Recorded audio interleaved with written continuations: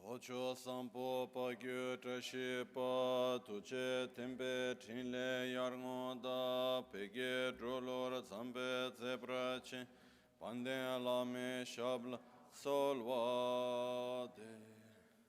Om Guru Vajradhara Sumati Munisha Sanekar Uta Vardani Shri Bhadra Varsa Manya Sarva Siddhi Hum Om Guru Vajradhara Sumati Munisha Uta Vardani Shri Bhadra Varsa Manya Sarva Siddhi Hum Om Guru Vajradhara Sumati Munisha Sanekar Uta Vardani Shri Bhadra Varsa Manya Sarva Siddhi Hum Om Guru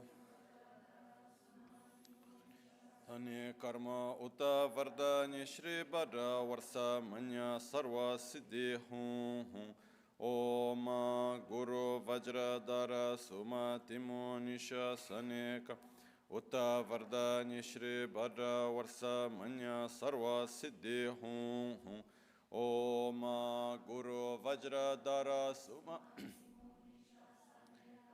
Uta Vardani Shri Bhadra Varsa Manya Sarva Siddhi Hum Om Guru Vajradhara Sumati Munisha Sanek Uta Vardani Shri Bhadra Varsa Manya Sarva Siddhi Hum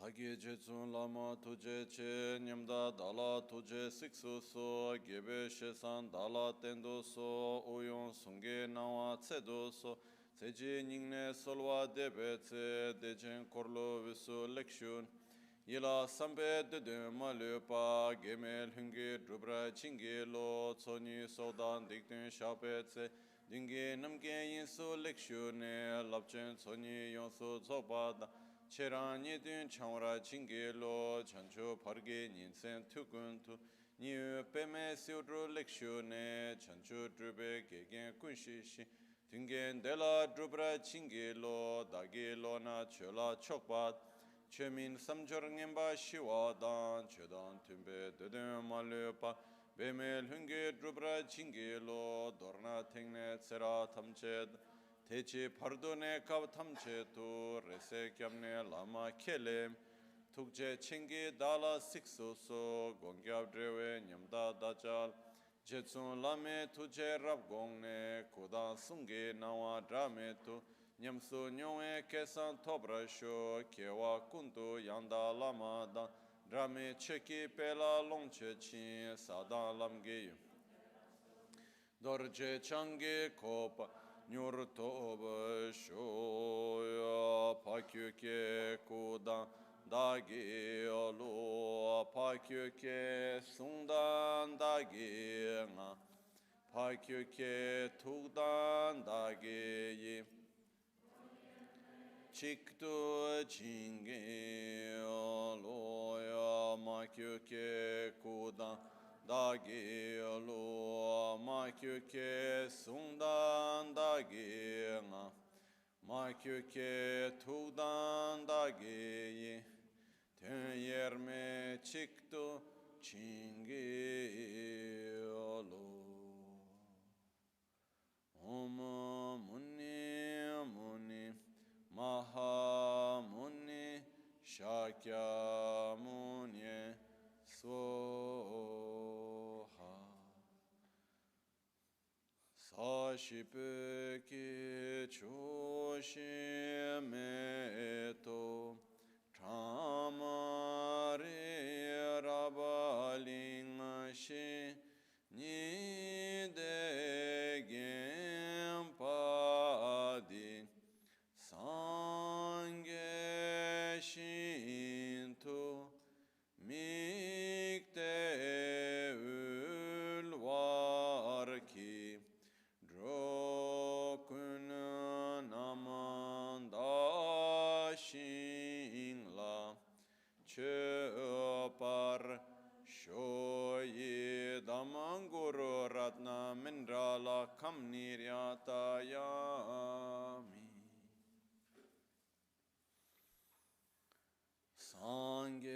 chedan tsogi chonam lai chancho pardo dani kyapsuchi dagi jinso gibe sonamgi drola pinchira sange druparash Sangye chedan tsogi chonam la chancho pardo dani kyapsuchi dagi jinso gibe sonam ki drola pinchira sangye drupar shoa sangye chedan tsogi chonam la chancho pardo dani kyapsuchi dagi jinso gibe sonam ki drola pinchira sangye drupar sho.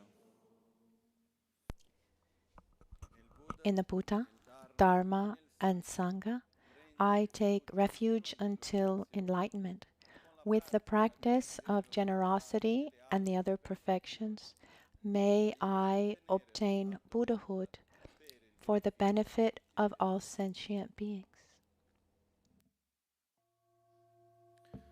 Namo alhaye ke dan ludan jin ke drubundan da mi ke namdam drwa kunge ranama chi tsampa tamche ke tu dagi cheten to tamche ke tu dagi cheten to.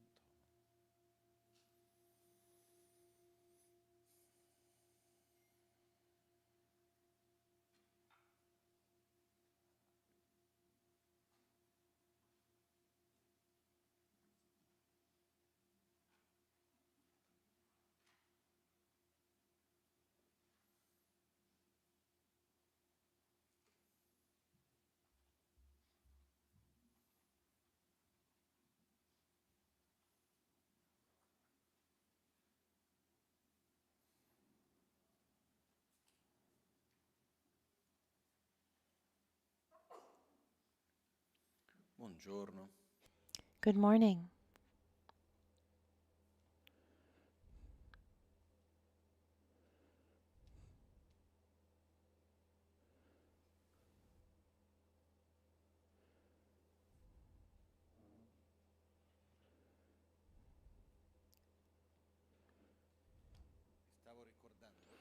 I was remembering when I was quite young, maybe 16, 18 years old. Maybe even earlier. I don't exactly remember how old I was. And in the monastery of Serame, 2 times a year there was a kind of vacation time, let's say. And there was one period in particular during the rainy period, and in that there was 1 week where all rules were abolished. Where before the discipline was quite rigid, of course, one's own personal vows needed to be maintained, but beyond that, you could do anything. You could play poker and ping pong. I mean, it was chaotic for a week in the entire monastery. Those who would would rent big stereos and play music in the courtyards, and I would run away during these periods. But once during this time, I went to my master and I said, I just can't stay here during this period. I like to go on retreat, and it was beautiful. My objective wasn't the actual retreat or even run away from that week, but I really liked receiving teachings.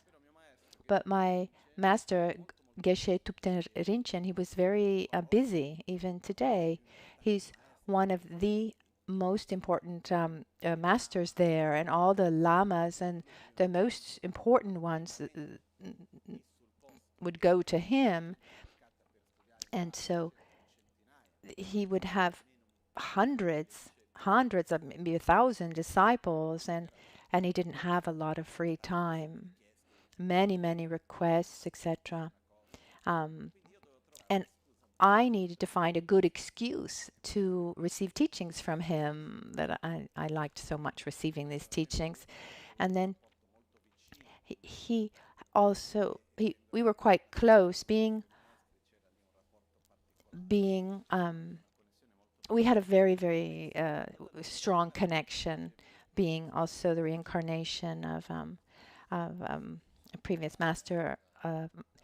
Anyway, so I asked him for teachings on Tara Chittamani, and I told him I wanted to go on retreat, but I actually wanted teachings from him on how to do a retreat.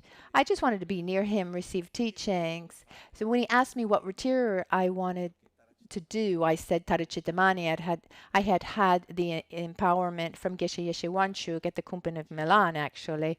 So we explained the practice, the sadhana, and how to do the fire puja. And I did 9 days of retreat.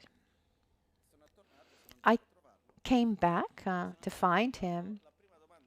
And the first question that he asked me was, were you on retreat? And I said, yes. I did the 4 sessions per day. I completed the number of mantras I was supposed to do. I did everything that you told me to do. I didn't talk to anyone. I was closed in my room. I explained, and then he asked me again, but were you on retreat? Yes. Okay. He said, okay, you were there seated, but were you there? Or was your mind traveling the world? So often it was there, but sometimes I wasn't on retreat. And he explained to me the word retreat, tsam in Tibetan. Tsam literally means limit, a kind of border. It's when we give ourselves this boundary of where our mind, a boundary for our own mind. So it's not about being closed in a room or reaching a certain number of mantras. Then those who are in jail would be on retreat. Retreat means giving limits to where one goes with his mind, and at the same time use that period where one chooses where to put one's own mind and stay there, because a retreat's function is like it's an intensive training period. But if I go to a dance lesson and I want to do intensive dance training, but if I go to this lesson and I don't dance, I'm not training in that. If I'm looking at my phone, I'm watching the others. If I sit there during the session, but my mind is who knows where, then I'm not training in that. So the concept of retreat in general has to do with putting down boundaries, first of all, to our own senses, because our attention, our mind follows our senses. So if I have the more objects of distraction I have, the more my mind goes round and round. It's clear that we're very used to having many objects of distraction. I've had the experience, for example, when I did a retreat, was 6 weeks. I remember at the beginning, during the 6 weeks, I didn't talk to anybody. I didn't do anything other than read what read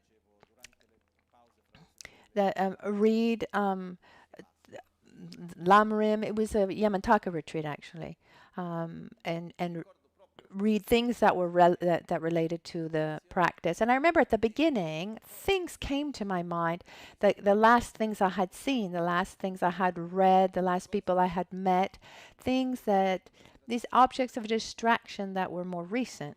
And as the days went by and I didn't have new objects of distraction, at a certain point, childhood memories would come out, or very far away objects of distraction. I remember once an image came to my mind, and I was just stuck. When I was a child in Sao Paulo, at a museum, with a lady who was a friend of my mother. She was very fun, and that day we were playing in the car with the horn. I mean, that image came to me while I was in a session, and I saw that as time went by, as the weeks went by, then my mind calmed down. There, you don't these memories come up, but you try to leave them without giving too much attention, and little by little it calms down. And after the 6 weeks, my experience was I was ready to begin the retreat towards the end. Of course, 3 days, 1 week, 10 days, miracles won't happen, but it's very important for us at least just allow us to have this experience, first of all, to diminish our objects of distraction, cut them out. And on this, unfortunately, today we have an inseparable object of distraction, which is our telephone. Yesterday or the other day, I lost my phone. I knew where it was, but I didn't go to get it, and I thought, oh, how wonderful. And as I came today, I thought, let's try everyone during these days that we're here together. If there's someone, there's a family member, maybe a family member that has to reach you, given maybe it's a particular situation, maybe you can keep the phone on, but let's really try to use the phone as little as possible. Possibly turn it off and bury it in your suitcase so you can't find it easily. Do not bring your phone to the Gompa. Absolutely not. Not even turned off or on airplane mode, because there's a part of the mind that's always attracted. It's like a kind of uh, um, some kind of string that's connected. Your mind is connected to that phone that gives you so much dopamine. There's that impetus that we just always want to go back to it. So when we talk about setting limits with our objects of distraction, another object of distraction are conversations. So we don't have to take a vow of silence, but I say take the vow of not saying what's not necessary. Maybe if you need, no, it's when I'm not saying that when you sit down for lunch that you need to gesticulate to make yourself understood. No, if you need to ask something, ask something. Not because it's wrong. No, we need to give limits to our own distractions to create more space for what we are setting ourselves out to do. Because when we have more things in our mind, if they're things that we're really familiar with, the more space they take. So it's really important to create limits. Also, it's important in retreats. For example, our dear Venerable Tenzin, who's on retreat, a 3-year retreat, which will be 5. What happens is when you have a long retreat, there is a very, very full schedule, day for day. The hours are very precise, month after month. It's an enormous schedule. So I invite you to organize your days well, because when you create a rhythm and there aren't too many spaces of a doubt, okay, now what do I do? That keeps you from having the space for your mind to go somewhere else. Okay, so I wake up and I get ready and I do my session, I read something, I take a walk, another session, now I eat. Because when we leave empty spaces, we fill it up with what we're used to. So this is something else that can help you, generally speaking, when we talk about going or being on retreat. Even when it's a day of a few days, and much more important when it's a long retreat, often Lama Ganshin would remind us of Getom Boksel in Tibetan, these moments during the retreat of relaxation. Just get out, take a walk, get a little air, some yoga, something that that relaxes you, something also pleasurable, because otherwise, a danger is one can create tension, staying closed up, and then at the end of the retreat, one just explodes. In Tibet, there are also stories similar. In recent years, there was one very well-known story. Someone who did a 3-year retreat of Yamantaka, and at the end, traditionally, those who sponsored the retreat, those the closest to the practitioner, come together. There's lunch or dinner together. Very few people, and during, I don't remember what exactly happened, but the practitioner, he got so upset and he just punched someone, and that became really like the negative poster child for retreat. So when you constrict yourself, when you force yourself to stay there, well, you're not relaxed, you're not accepting the situation. When you're forcing a situation, that creates inner tension, and that can explode in the end. At the end, it's normal, and we're used to being distracted. And when we try to set limits, there's a part of ourselves that rebels, and that's why we also need to create moments to relax, to melt the tension. A walk, for example, everyone can find his own way to do that, to relax that. It's important. It should be done with discipline, but without rigidity. I don't know if that's clear. Now, actually, this morning, I didn't want to talk about this. I wanted to take the sadhana and go quickly through the sadhana, because during the retreat, what do? If a retreat means staying closed up in a place, at the end of the day, I mean, there are many ways of doing that, and it's not necessarily something that's positive or beneficial, but we use 2 terms in Tibetan, Nyempa and Lerung in Tibetan. Tam, that I used before, which also used for retreat, it's about setting limits, and within those boundaries, what do you do? And Lerung and Nyempa. Lerung means, how can I say? Like being able to do the actions. What does that mean? It means every practice, like Yamantaka, and there are different things that you can do with that practice.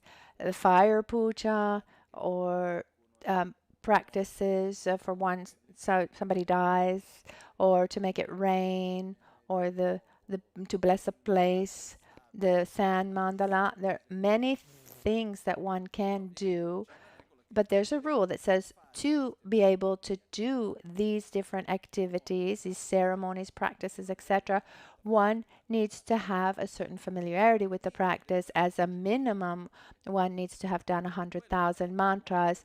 That's a way of saying, okay, it's a kind of prerequisite. And that's where that famous 100,000 mantra comes out. Even here, there's a misunderstanding.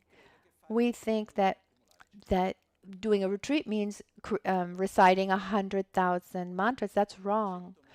The number 100,000 is the minimum to be able to do these actions, to have the right to do these actions, to the janchuk, or the self-initiation, or practice for a dying person or someone who's passed away, or the fire puja. To be able to do those things, you need to have at least done 100,000. The other word, nyempa, and the meaning is deeper, means getting closer, creating familiarity.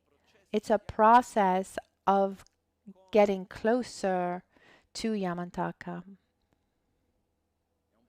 It's a process of being, it's like, imagine that with the empowerment, we've met someone. You have been introduced to Yamantaka, but meeting someone, then we need to spend a lot of time together. We need to do a lot of things together to create a greater level of intimacy where we can look at each other in the eyes and we know what we're each thinking. Time. We need time for that. And this is that process of creating this intimacy, creating this familiarity, this closeness with the divinity and with the practice. And this is the main meaning of retreat, because the first meaning of being able to do the actions, sincerely speaking, I think that most of us, to not say all of us that are here, it's not that you have this need to do, to guide ceremonies. You can do many things, but your main need is to transform oneself. So we have a marvelous method of Yamantaka with which we need to create familiarity and closeness. This is the main function of the retreat. The number of mantra helps set an objective. Okay, we need to at least get here. The danger of the number, of setting a number, seeing here in our Western culture, in the context of, but not only, it can become, it becomes the race to get to the 100,000. And sometimes people say, I finished retreat. I finished the retreat because why? Because I finished my 100,000. It's true. There is a retreat of number where one sets a number, sets as a commitment the number of mantras. But it can, one can become also full of anxiety. There's an anxiety at the basis trying to get to this number, and one doesn't allow oneself to visualize well, or to do the visualizations well, because one has to right away get to that number of mantras in a certain amount of time. I have 7 days. I need to do this. There's already anxiety at the beginning. And we live already in a society where there's a tremendous amount of pressure and anxiety, and we don't need to do it also here. That's why. Let's remember, and generally speaking, the retreats are of 3 types, based on a number.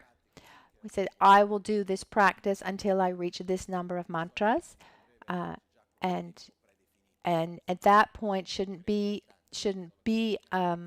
a specific amount of time, a calendar, but unfortunately we don't have this freedom, so we do also set a amount of time, and that creates also this problem. For example, when I did the retreat of Tadachitamani, I had 9 days, and that was I set out 9 days, and my objective was to do 100,000. I did 160,000 because I had time. It's not that I reached 100,000 and I said, okay, my retreat's over. And the second type of retreat is set by time, where one says, okay, I will do this retreat of 4 sessions a day for 1 week, for 1 month, for 4 months, whatever it is. And the third type of retreat is a retreat based on signs, which means I start my retreat and I won't stop until I have clear signs of realization, and one could spend his whole life. And then there are different ways to understand the signs. It's like setting an inner objective, and one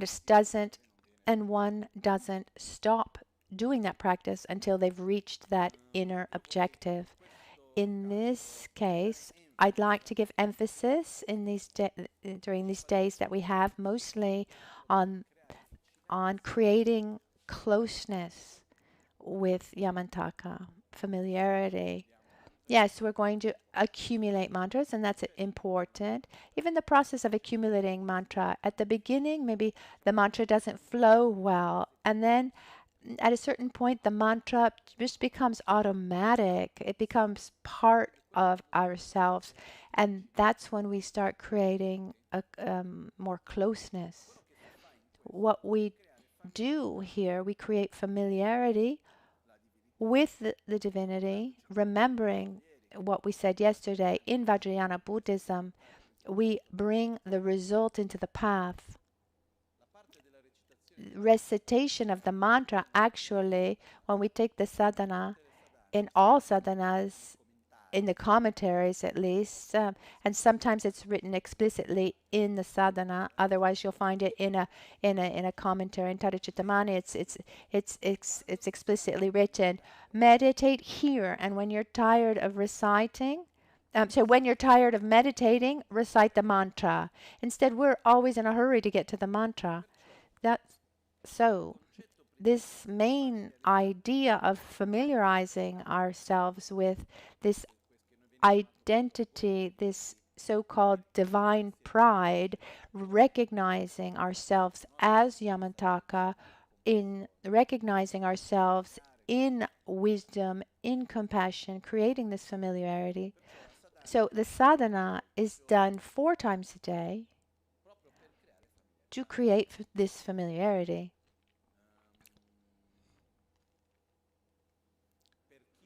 For those who are able to do the 4 sessions a day, that's much better. If for various reasons, if you're, let's call it a period of intensive practice. Normally, on a retreat, you do minimum 1 sessions a day. Ideally, you do 4. The greatest problem is if I don't do 4 sessions, what I do in the hours where I'm not in session, that will create distraction, and it becomes counterproductive. I want to quickly take the sadhana and go through it together. I've had different commentaries, and I've had certain comments of people who were afraid when they picked up this new sadhana, and they said, "My goodness, it's so big," but we shouldn't be afraid at all. First of all, in this book, it was done with the help of Geshe Losang Punsok, and to help the practice during retreat, because there are different parts that are in all sessions, in the first, in the 2 middle sessions, and the last one, and that helps. But it's very important when you take a sadhana. There are 2 names for sadhana: drupta and gomde in Tibetan. Drupta and gomde. Gomde is meditation and recitation. Gom is meditate, and geba is to recite. So, in other words, what we recite should direct our mind. And drupa means method of realization. So, when we take a sadhana, something that's fundamental here is understanding its structure. So, what do you do when you want to create familiarity with a sadhana? You need to study it.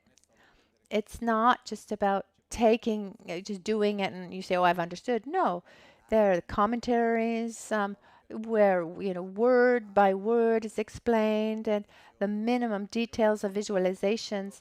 As I was on a trip, um, I took a commentary of Yamantaka that was so detailed that I left it because it was too detailed as I was on traveling. But there is a possibility of going deeply into a practice and study it like this. But first of all, we need to go from the macro to the micro levels of understanding. So we start with an outline, with our table of contents, let's say, and we understand the structure of the sadhana. Once I've understood the structure, then I can say, okay, taking refuge. What does that entail? There's this, that, and the other. And then I can even go deeper. What are the visualizations? What are the states of consciousness that I need to generate, etc., etc. And I go deeper and deeper. These sadhanas originally were very brief, but there was a lot to visualize that wasn't recited.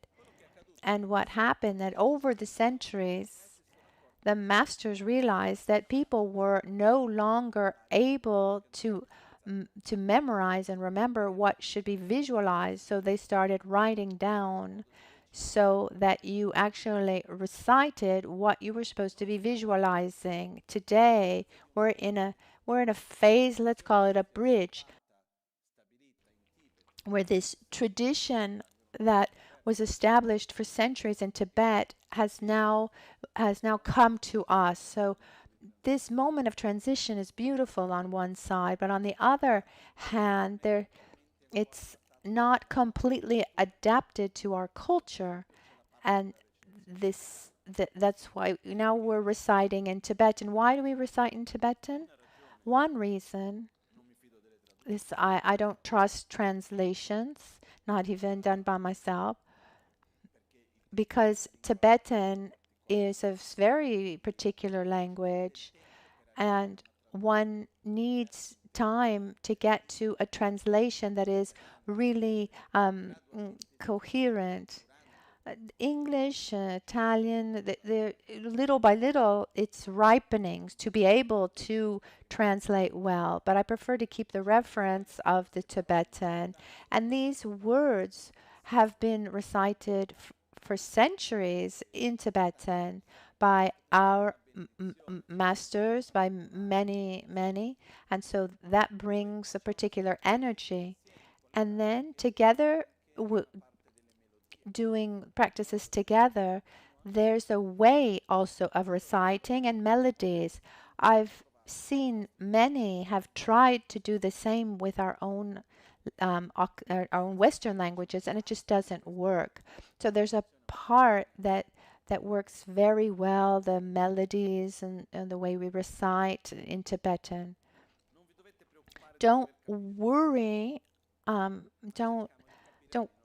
Don't worry about having to understand everything right away, but let's understand the structure. At least I have in my mind, okay, this is the part where this happens, and so I know more or less where my mind should be going. Okay? A sadhana is a circular process. We start from where we are, we create an experience to then come back. So what we'll do now with this sadhana, the essential part of the sadhana is about dying, being reborn as Yamantaka, simulate being a Buddha and acting for the benefit of all sentient beings, and then coming back. Just in 3 words, that's what this sadhana is. And to do all of this well, there are many other parts that we need. But the fundamental concept is about familiarizing ourselves with this identity, with the qualities. So I familiarize myself with wisdom, compassion, with everything that Yamantaka represents and is. Okay? Good.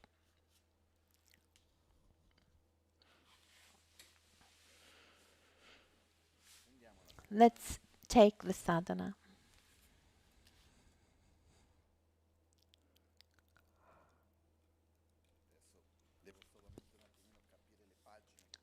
I need to just familiarize myself a little bit with the pages here.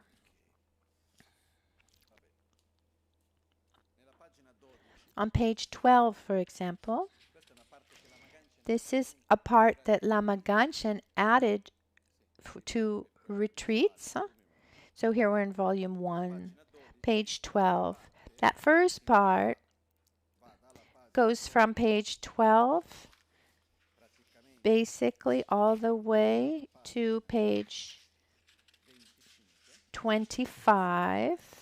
Seems like a lot, but also it's basically the layout is just to facilitate the reading.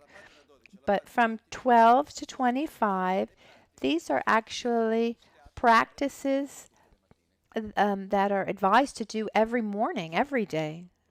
They're practices that I remember Lama Ganchen saying, at least during retreat, we should do these practices. We should begin with these. So we begin our day with what's called multiplying mantra from a Buddha Sutra that explains that this mantra multiplies positive energy for the virtuous actions of the day. Then there's the taking of refuge, the blessing of one's body, speech, and mind.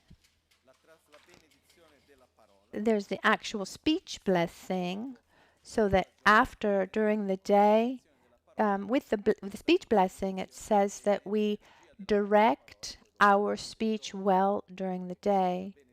So there's the blessing of speech, after which there's the prayer request to our root guru and the lineage. And then there's the absorption. At the end, when we do the Pakyuke Kudan Dagilu and the Makyu Kudan Dagilu on page 24, 25. So without getting into details, here we're just looking at the macro voices. So if someone asks in the morning, when I wake up, what should I do?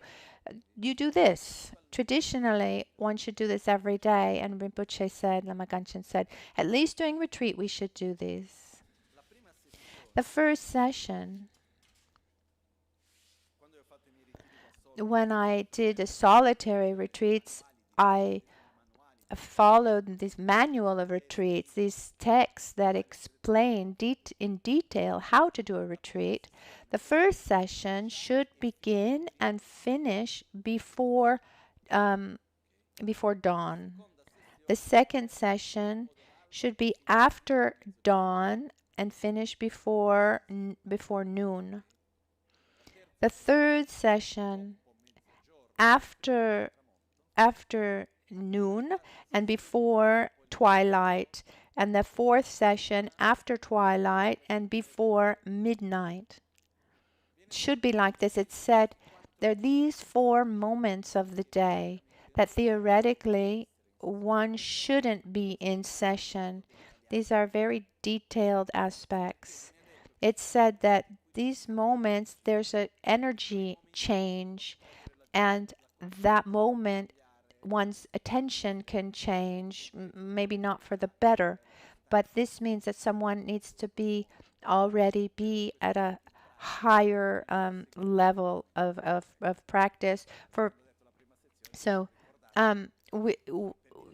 for practical reasons, we're not going to follow these. But many people, for example, they start their session at 3 o'clock in the morning and finish at 5:30.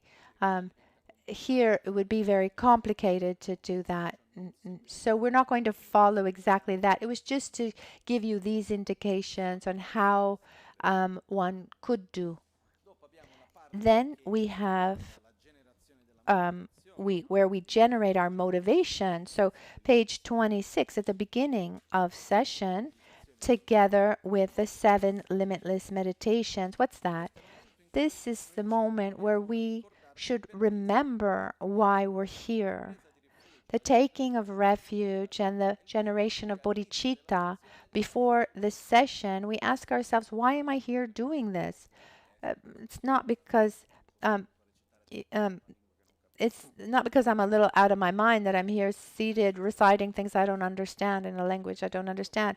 No, why am I doing this? I'm doing this because I want to get out of my cycle of suffering. That's in taking refuge. And I want to help others get out of their cycle of suffering. And to do that, I need to develop my own qualities. I need to familiarize myself with this valid method. So we need to remind ourselves why we're here. Then the actual sadhana of Yamantaka begins on page 32, where the first part is where we ask for the blessings of the lineage. In doing so, we're asking, there's the name of all the lineage masters from the initial transmission all the way to us.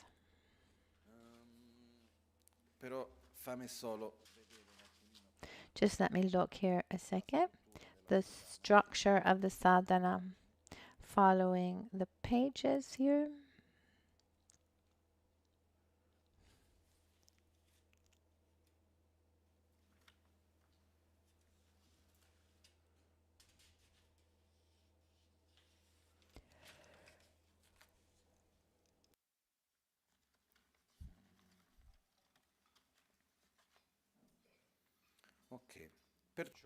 So, let's imagine it like this, just this outlines, preliminaries that are made up with generating motivation, asking, and I'm just saying it from the top of my head, and then we'll pick up the sadhana. So we remember why we're here, then we ask for blessings from the lineage masters, then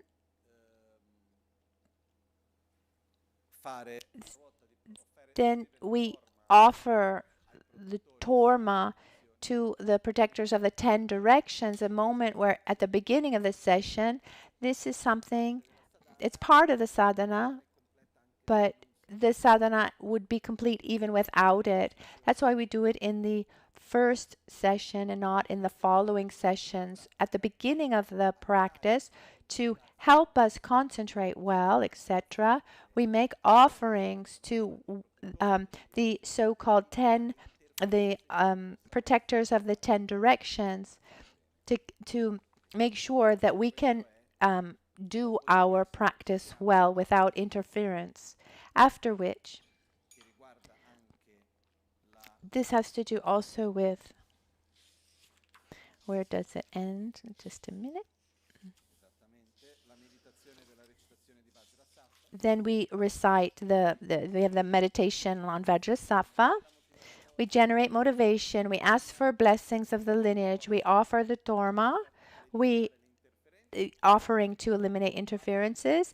After, I eliminate inner interferences, the practice of inner purification, where we're on page 57, 56, 57, number 8, meditation and recitation on Vajrasattva, where we make peace with our past. We take away these tensions that have accumulated over time. We openly admit our past errors. We make peace with ourselves and our own past. So we do this cleaning process, and we take away external offerings with the torma to the protectors of the 10 directions, and then inner obstacles with the meditation recitation of Vajrasattva. The essence of Vajrasattva practice is recognizing one's own nature, where we accept ourselves. Because often when we do the Vajrasattva practice, without getting into too many details, I hold back to not get into so many details.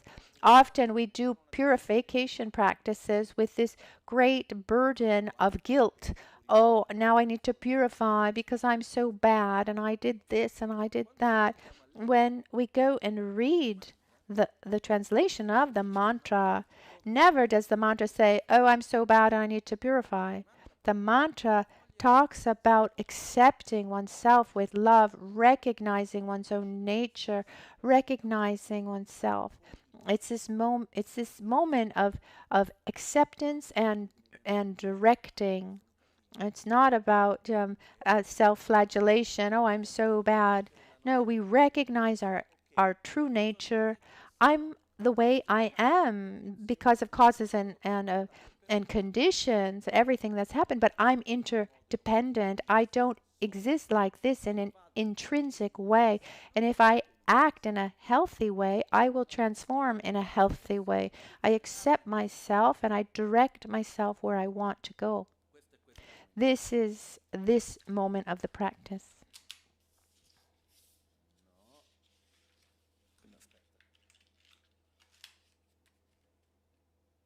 Okay. No. It works like this. The taking of refuge is repeated in this moment where we are doing the practice of Vajrasattva and the refuge of the sadhana is done before. In the sadhana, I don't think it was translated here. There are instructions within. It says, first of all, do preliminary practices, the taking of refuge, etc. Without getting into details, to do purification, we need 4 necessary conditions, 4 prerequisites, the 4 powers. The first of the 4 powers is generating an opposing attitude that opposing to the attitude we had when we did that action. And this attitude is usually about being ignorant or selfish. And the taking of refuge and the generation of bodhicitta are the basis to be able to generate this opposing attitude of the mind that we had when we did that negativity. So as a basis to help us purify.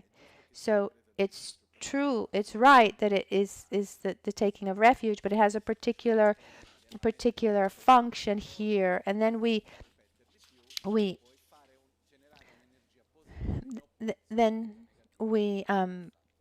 openly admit our errors. We do something virtuous. Is all here. Once we finish the practice of Vajrasattva, then we generate positive energy, so-called merits, so that we can then do the 3 transformations well. This part where we will eliminate this ordinary identity and simulate the death process, regenerate ourselves in the aspect of a Buddha here, in this case as Yamantaka. To be able to do this, at the foundation, we need to accumulate positive energy and ask for blessings.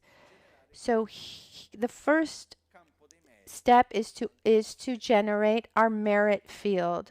Often we have a wrong idea of merit field, as if it were many holy beings, and we call it a field because there are many. No, merit field actually means Tsok-shin. Shin means land, soil. It's a fertile soil to accumulate merits. That's what we mean. It's a fertile context to be able to generate virtuous activities for what we call in Sanskrit punya, in Tibetan sonam, and it's usually translated as merits. but it's this virtuous interdependence, positive interdependence that produces positive results. And even when we use the word merit, means something else. It means generating positive causes. And to do this, we generate merit fields. We can visualize merit fields in many ways, but generally speaking, this positive energy is obtained mostly in sharing, in giving, in offering. So when I offer, according to who I offer, and the relationship I have, I can generate a certain energy or another. So who are we offering to? We're offering to Yamantaka, inseparable from our Guru, inseparable from all Buddhas. This is our merit field in this moment. In this moment, we have, where are we? Here in the Tibetan. Rani Chiche Shechin Chanini Par.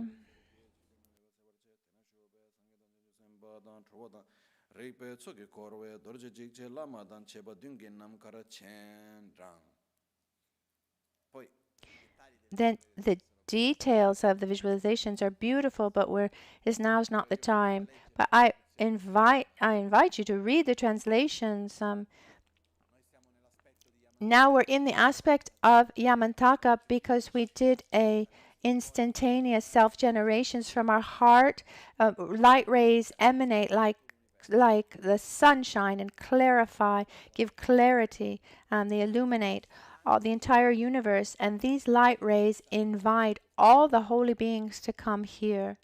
So these light rays that send this message, they go to these holy beings, to our masters of lineage, to our gurus, in the aspect they come and the aspect of Yamantaka. So in front of all the Buddhas and Bodhisattvas and the holy beings, at that point we then go, we do the 7-limb prayer, where we accumulate the so-called merits.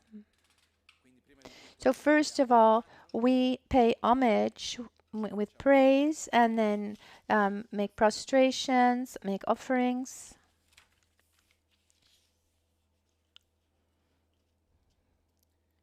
And then there's the other part where we hear this translation of confession. I prefer to say admit one's own errors, openly admitting one's error. Confession is not wrong, but it has a different cultural connotation for us. It's difficult for us to use the word confession without feeling guilty. Even this idea of feeling guilty in Tibetan, they don't even have this concept. But in this moment, here in the presence of Yamantaka, we make praise, make offerings, we openly admit our errors, we make peace with ourselves. As we openly admit, we say, yes, I've done stupid things, but I accept myself, and I don't want to repeat those things anymore. I want to grow. I want to be better. You see the difference between that and confessing and feeling guilty. And then we rejoice. We ask Guru Yamantaka to be always with us, to guide us in the Dharma, to be close to us. And then we dedicate the positive energy to enlightenment. We direct the energy towards what we want. And with this, we conclude this initial part, and still in the presence of Guru Yamantaka, we renew our commitments. We renew our tantric vows. We're on.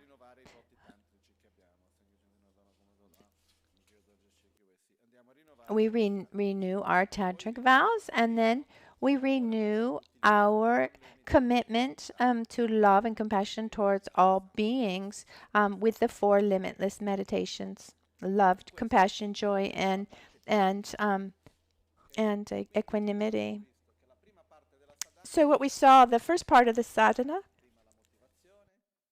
first we generate motivation, we ask for blessings, we offer the torma to eliminate interferences, and there's also the self-generation as Yamantaka, the transformation of the inner and outer of offerings, the transformation, purification, transformation, blessing of the torma. So that's in that first part. And then we have that, then we do inner purification to take away inner interferences with the practice of Vajrasattva. Let's remember that in Tantra, the greatest enemy, so-called enemy, is our ordinary appearance and our grasping at such. So it's this view on a more coarse level, what I am an ignorant being, an angry being, an incapable, I'm a suffering being, I'm this, that, and the other. And not only am I like this, but I appear to myself as if I existed in an autonomous, intrinsic, independent way. So being able to get out of this, to moving away from this identification that we have is part of this process. And Vajrasattva also helps us recognize the basis of our true being and recognize that we can change, after which we create the merit field, and we do the 7 limb prayers, where we make praise and prostrations, make offerings, and openly admit our mistakes, etc. And then we take our tantric vows, and we renew our commitments to all beings.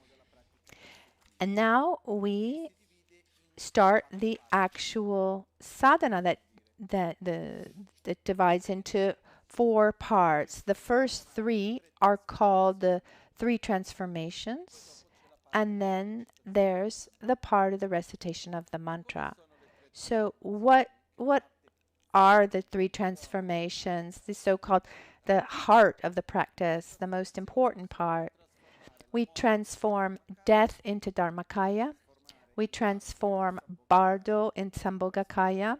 We transform rebirth in Nirmanakaya. What does this mean? The first part here on page 68 says taking the 3 bodies of a Buddha into the path. So if we were to go into even more details, after 68 and the beginning of 70, here in the middle is where we meditate on the whole process of the death. We simulate the death process. And that's why when we do this practice normally, at the end of 68, here where it says,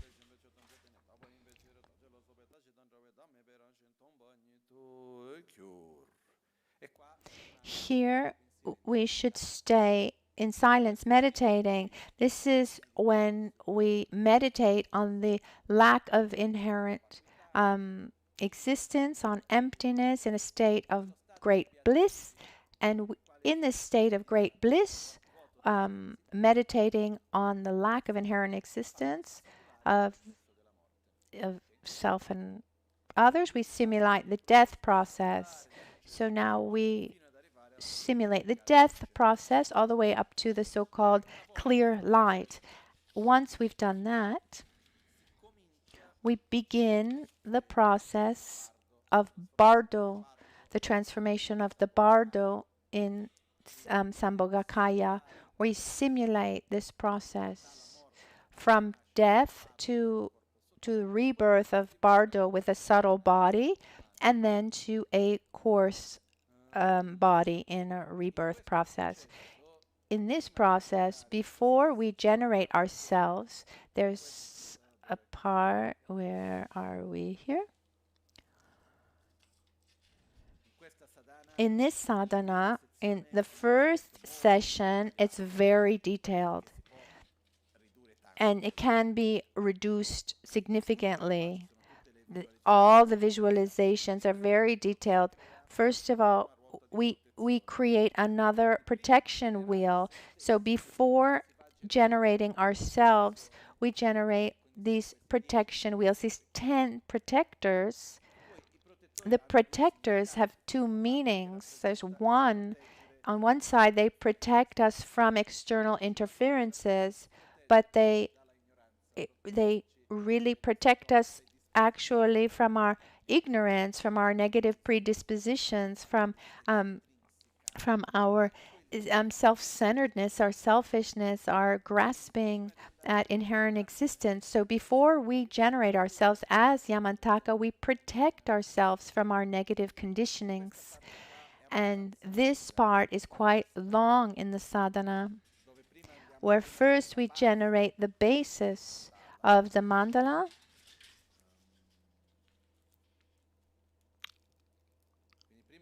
So first we generate the basis of the mandala. What is page 70? It's where I'm dead. And from death, before I regenerate myself, the universe arises. Some practices say from clear light, the universe arises. So here on page 70, this is the visualization to be done in this arisal of the universe, the arisal of the universe from the emptiness. So from that infinite bright void, inseparable from bliss, where one recognizes his state of clear light as being inseparable, mind of bliss inseparable from emptiness.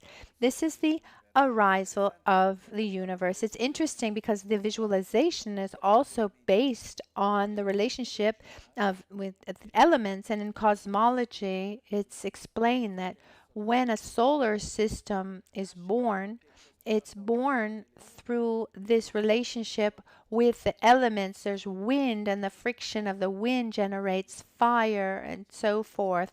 So it's explained how the universe is generated, and that's what we simulate now in the practice. On page 71, that first paragraph talks about how the universe arises through the relationship of the elements. So it's wind, fire, water, and then the earth. And after the earth, the mandala of Yamantaka, the external basis of Yamantaka arises. And in this mandala, we visualize what is called the protection wheel. It's very detailed here because there are the protectors of the 10 directions. And here's the entire explanation, the description of each one. This goes from page 72 to page 80, because there's a detailed description of each one. And in the reduced version, page 80, you jump from page 72 to page 80, and instead of describing each one, it just says there are 10 of to reduce the practice. So one should understand where they are. They're in the 10 directions, the 4 cardinal directions, the 4 intermediate directions, and above and below. These are the 10 directions, and there's the description of each one. Being very sincere, what's hard, I don't know how many of us are able to visualize in such detail. I see that there are some people who have a great ability to visualize in detail, others less.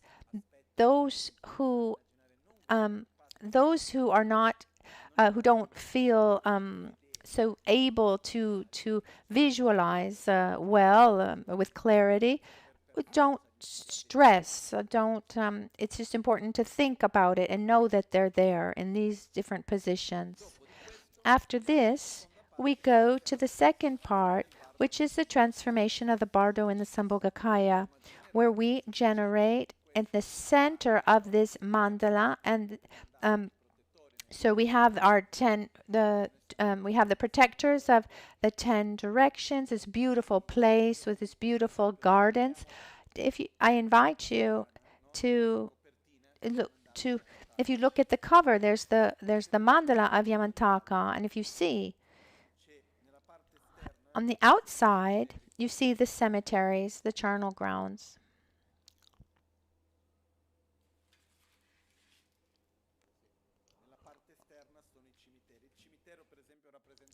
Which represents renunciation, impermanence, and renunciation. The first thing that's necessary to get into the path, the love for oneself, and there are 8 symbols that are repeated in these 8 directions. They're not cemeteries. For us, a cemetery is where you bury a body. These are not cemeteries. These are cremation grounds. These are charnel grounds, because in ancient India, they only cremated bodies. Then we have the fire wisdom. We have the Vajra protection. We have the external lotus flower. And then we have the gardens.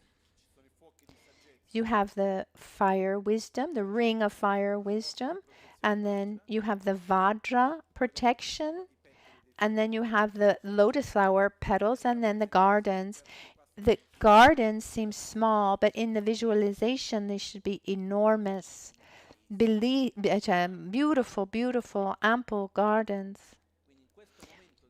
And so in this moment of the practice, we visualize the mandala without the crystal palace. That has not yet been generated. And the protectors in the 10 directions, we go from in the extremities of the mandala. They're like the guardians that protect in the 10 directions. These 10 protectors on the outside. Here, for example,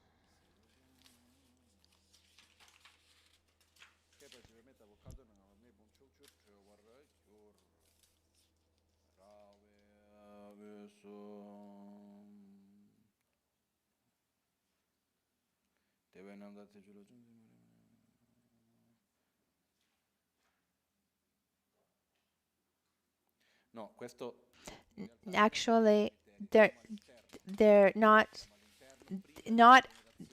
after the cemeteries. They're within. It's there. These protection wheels are generated inside. It looks a little bit like a ninja star, more or less, that turns around. And in each point, in each of the directions, there's one of these 10 protectors. As I said before, we can get into 1,000 details. But once we've generated this protection wheel, then we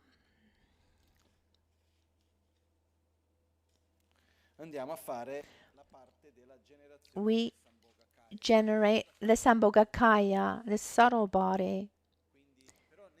But in visualization, we imagine things very big, not small. And after this, we generate ourselves as a kind of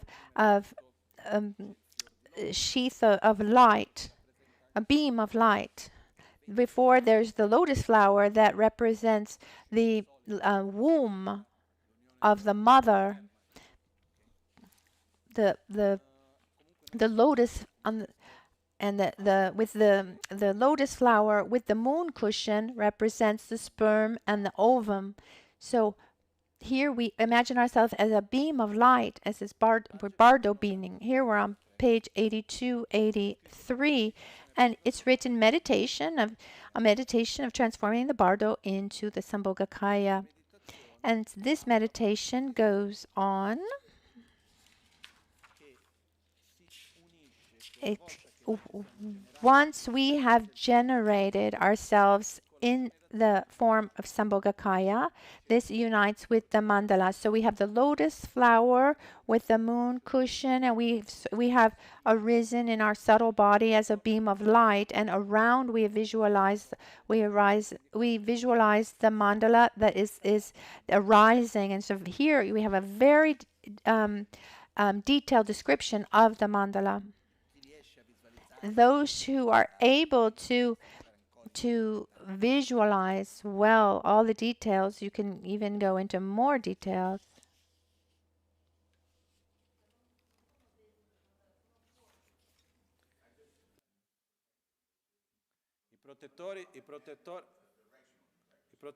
The protectors are in the 10 directions. On the inside, here it says Rawai Usu at the center, inside the Vajra, the Vajra fence. Because in the previous pictures, there's the Vajra fence. Here it says specifically.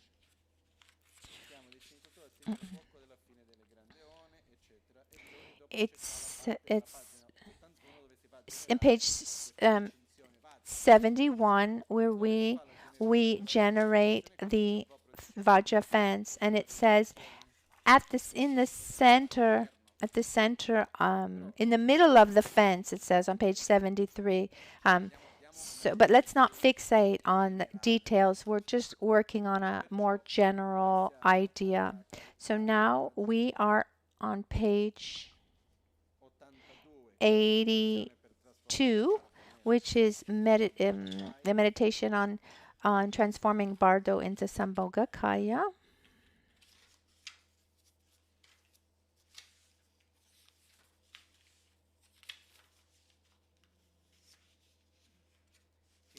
That continues actually up to page 90, where we generate our subtle body of Yamantaka, which is in the form of Manjushri. So first we generate ourselves in the form of Manjushri as the subtle body. Yesterday during the empowerment, if you remember, I explained the 3 bodies. There was Yamantaka external, and then Manjushri at his heart, and then the syllable hum at the heart of Manjushri. So we start from the very subtle body of hum that transforms into the subtle body of Manjushri, and then the gross body of Yamantaka. This is a process that is valid for everyone. This bases itself on our human reality, and it uses this as a starting point for transformation. That's why we use the word transformation. It's not that I just out of nothing. I use this process. It's an actual process to be able to do it at the time of our death, bardo, and rebirth. That's another topic. Then here we have the part from page 90 where we begin the generation of oneself in the aspect of Yamantaka.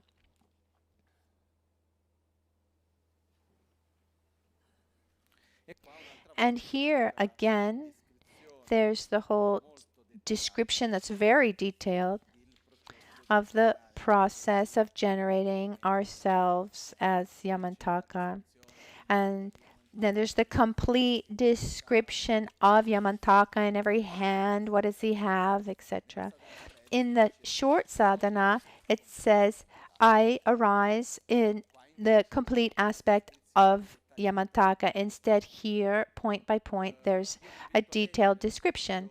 I invite you to read the translation without pressuring yourself to understand everything, but have clarity of the main points. We conclude the the the the generation of rebirth, the gross body, coarse body, with the blessing of our sense organs and our three doors, our chakras. And then on page 100, we conclude this meditation where it says the meditating on the three beings, for example. After having generated oneself in the complete aspect of Yamantaka, one once again generates the awareness of the subtle and very subtle body. I'm in the aspect of Yamantaka. At my heart is Manjushri, and at the heart of Manjushri is the syllable Hum. What does that mean? That's the coarse body, subtle body, and very subtle body and mind. The body. Then we present outer offerings to the wisdom beings. Just a minute.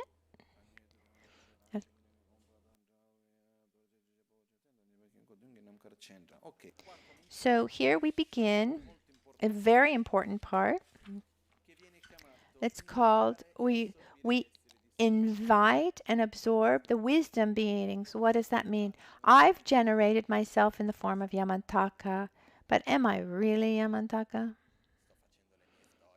I'm just, doing mental games here. How can I really be Yamantaka? So to help us transcend this doubt, uncertainty, we invite the wisdom beings. We invite the Buddhas in the aspect of Yamantaka to become inseparable. So first we invite the wisdom beings to become inseparable from our commitment beings. I'll give you a very quick explanation, getting away from the details of the practice. When we see someone's photograph, for example, where does our mind go? Towards the person. When we hear someone's voice, our mind goes towards that person. We see Lama Caroline's photograph here. Our mind goes towards Lama Caroline. But she's not there. The photograph is not her, but it has a power of representation and helps us, has this power to connect us to the person. The photo is the commitment being, Samaya Sattva. The person, the actual person, would be the wisdom being. So what happens is when we see an image, that naturally connects us. What's interesting is when we think about someone, we're connecting with that person. We can spend a long time talking about examples and stories explaining how and the why. But the point is, when we think of something, there's something of ours that connects with the person. So, for example, there are people who they dedicate themselves to healing prayers, and they use photographs, or even a name is a form of Samaya Sattva, is a form of connection. For example, the photo, if I use the example of the photograph, but even if I just name her Lama Caroline, you connect with her, don't you? So this power is there. All the images that you see around, these are Samaya Sattvas. These are all commitment beings. But the commitment being naturally connects us to our wisdom being. Because when I see the image of Je Rinpoche or of Buddha Shakyamuni, my mind connects with Je Rinpoche, with Buddha Shakyamuni. So there is it's not even, how can I say, it's not, it's very spontaneous, it's not mechanical. And we have it in many cultures, many aspects in our daily life, something very present. And we use the same thing in practice. When we do the frontal generation and we visualize, in this case, we're visualizing Yamantakas. We are inviting those wisdom beings, inviting the wisdom beings to become inseparable from our commitment beings. This commitment being translation is a little strange. Samaya in Sanskrit, in Tibetan, Tamsik. One translation that I've found from the word Samaya is a meeting place, this meeting point. So, for example, when two people have a pure Samaya, it means that there's a friendship, there's a trust, there's a love between them that allows for them to meet each other. That then that allows for them to do many things together. When this syntony, this trust is missing, then we say that the samaya between them is not clean. So this samaya can also be a meeting point. When we see this photograph of Lama Caroline, that's not Lama Caroline, but it's a kind of bridge, a meeting point to be able to connect with her. When we see the physical person, in this case, I'm seeing you and you're seeing me. Are you able to see my being in its complete essence, or are you able just to see just the form of my body? You see my body. You hear the sound of my voice. Maybe you perceive an energetic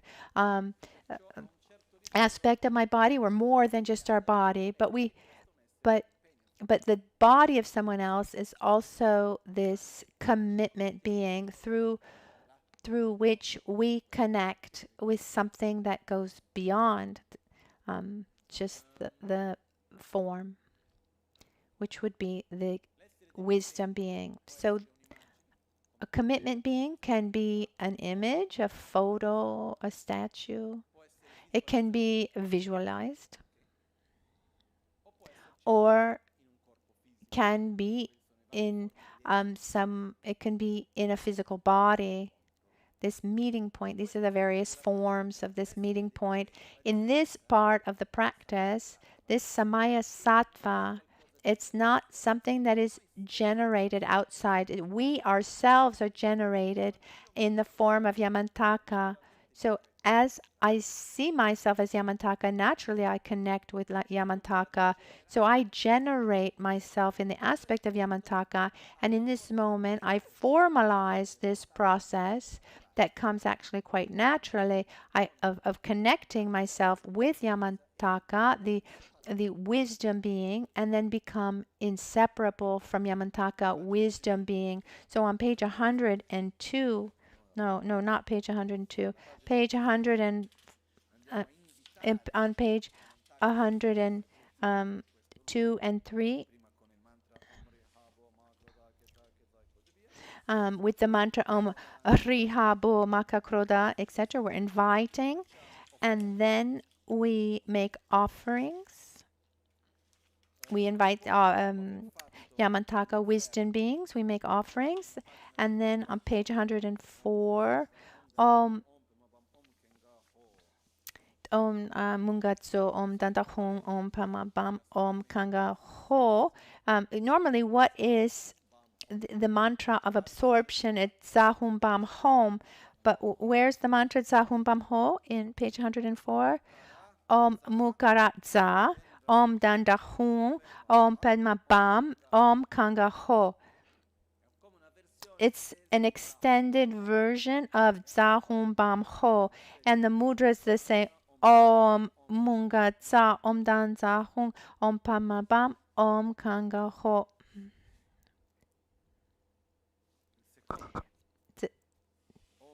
Om Mukaranza, Om Pema Bam. Om Mukha Tsa, Om Danda Hum, Om Pema Bam, Om Kanga Ho. The mantras in Sanskrit, for example, you'll find in some parts of the sadhana, on the right side, the mantra written in differently compared to the left, and it's done intentionally. Why? This is a dilemma of Tibetan Buddhism, or Vajrayana Buddhism, and I've not seen anyone resolve this yet. The way the mantras have been transmitted in Tibet, generation after generation, oftenly they don't correspond to the way that we know today in Sanskrit, in correct Sanskrit, let's say. There's certain ways of reciting. If you someone who speaks Sanskrit or sees the Sanskrit, you'll see that the way the mantra is recited is different from how the Tibetans do. So, do I follow the mantra the way it's been transmitted to me over generations, or do I do the most correct Sanskrit way? No, I do it the way that it was transmitted to me. And in truth, very often it happens or not. Sometimes we make a few corrections here. Sometimes we maintain it the way it was actually transmitted. For example, Pandan Lama, Jo, it's Bayo. And you see a difference. Or we say Benza. Very often, instead of Benza, it's the Tibetan way of saying Vajra.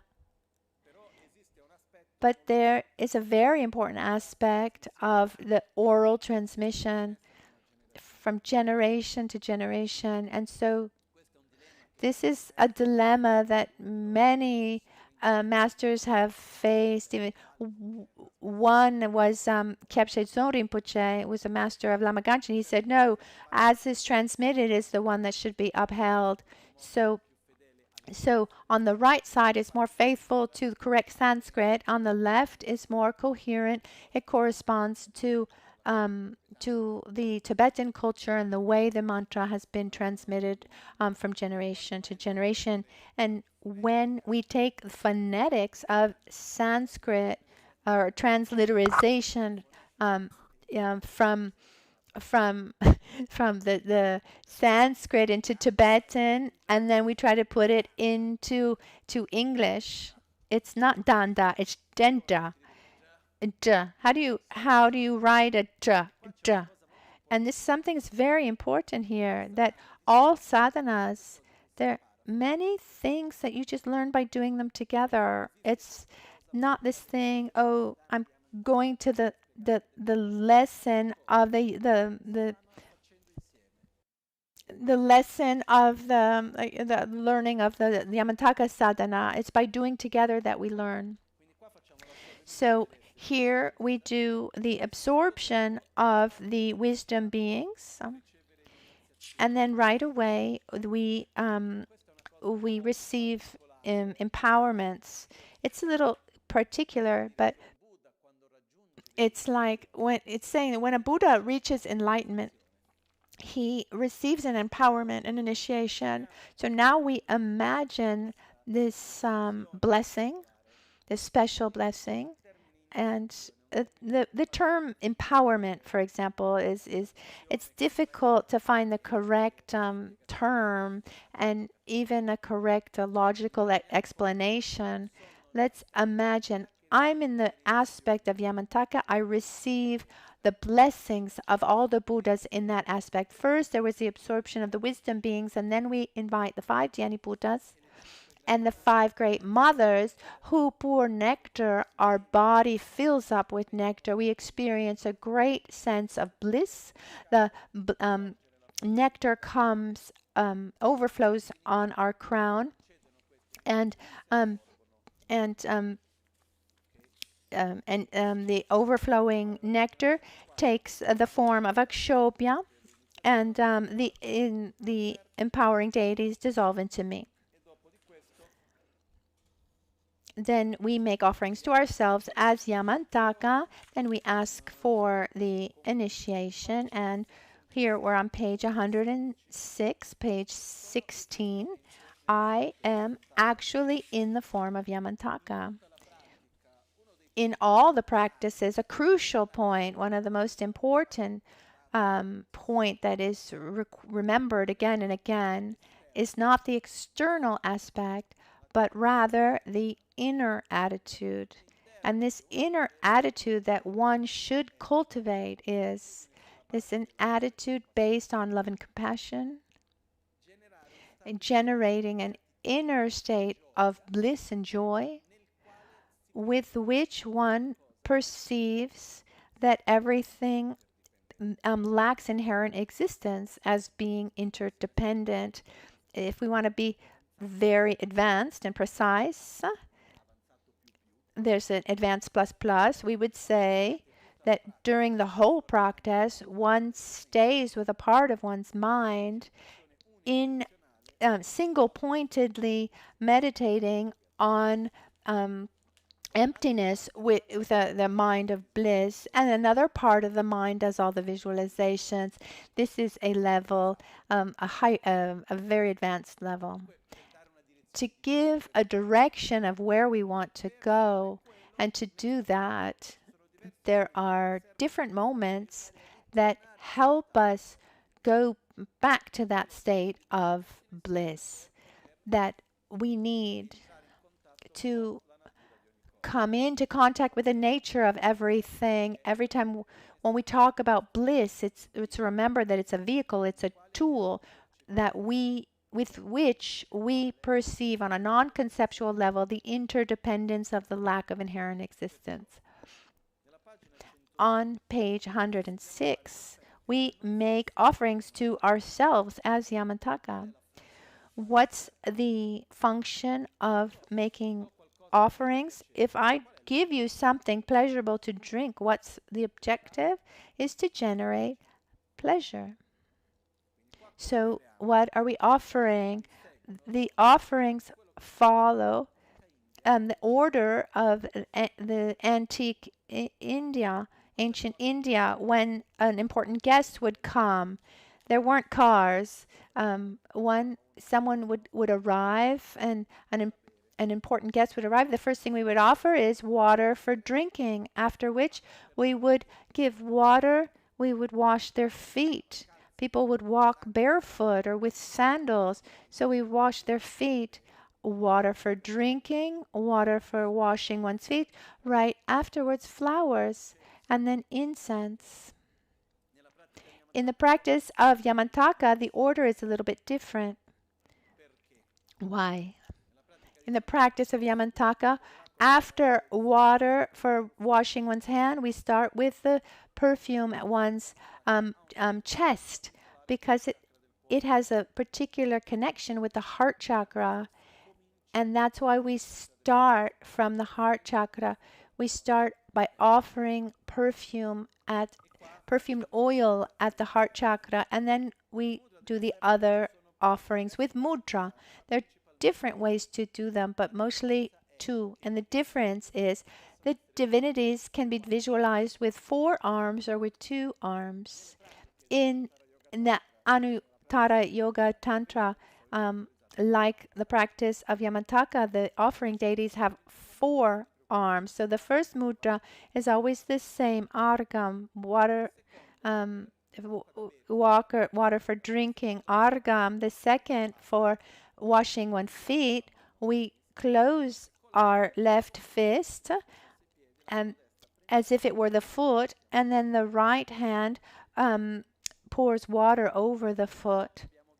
Then we have gende. Gende is perfume. So we have 2 hands. There's the one hand that has the perfume that goes onto the chest. But the divinity has 4 arms, and the divinities, they have the other 2 hands holding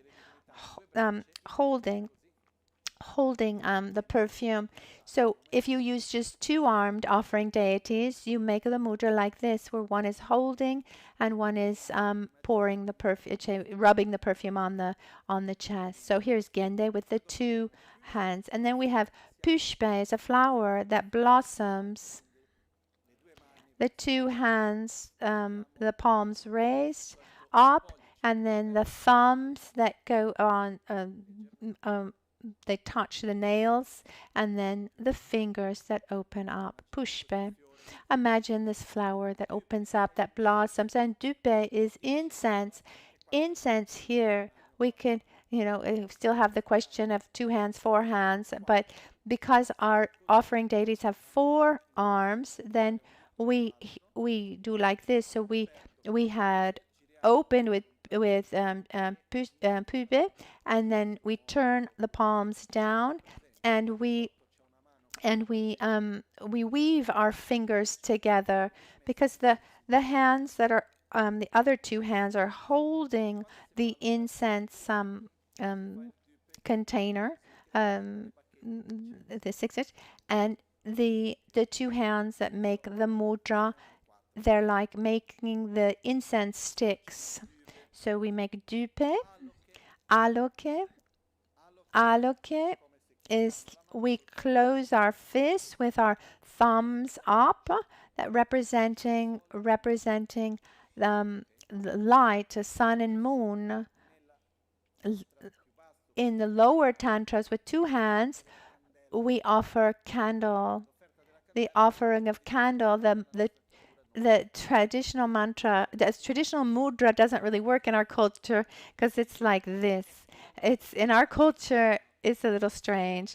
So if you're doing a puja and at a certain point and someone does this to you, it's because he's offering you candles. There's nothing, no other strange ideas in his mind. Instead, in this case, we don't have this problem, because our offering deities, we offer the sun and the moon like this, with aloke. Nivide is food. We have the palm of our hands up, and the two index fingers that are a little bit bent in this way, but nivide, which is food. And then we have Shabda, which is music. Shabda, we have, if we have our dorje bell in our hand, then we use our dorje bell and the tamaru. We play. Otherwise, there are different ways of doing, but you can use, you put your thumbs over your ring finger and your pinky, and with your index finger and your middle finger, you do this shabda like this, as if they were the cymbals, the touching. Sometimes people can do shabda as if it were playing drums, or different ways of the shabda. Normally, we actually play the damaru and the bell. We use the damaru in the practice of we use the damaru in the practice of Yamantaka, Tarachitamani, Vajrayogini, but in many practices we don't use the damaru, because the damaru represents inner fire of tumo. The inner growth of this inner fire, and the right way to play the damaru is at the height of one's navel. The bell represents wisdom, and should be played at the height of one's heart. When we make offerings, what we do, we imagine these divinities that come out of our heart, and they bring the offerings to us. And the key is imagining that we are receiving these offerings, and we are experiencing this great joy and bliss. So these offerings should reconnect us. They reconnect us with this state of bliss.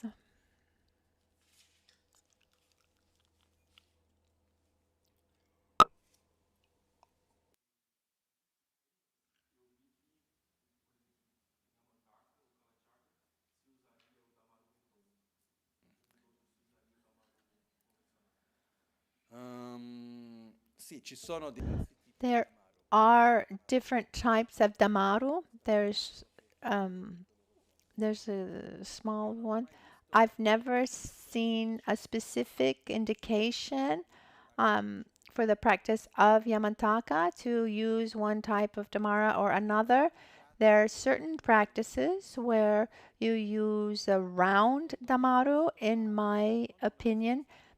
I don't have a sure answer, but I think this is a reference to the beginnings of Tantra in relation to the previous culture in India. The practice of Heruka, for example, is very connected to Shiva. I mean, there's certain connections that can be made, but I can't tell you exactly the difference between them.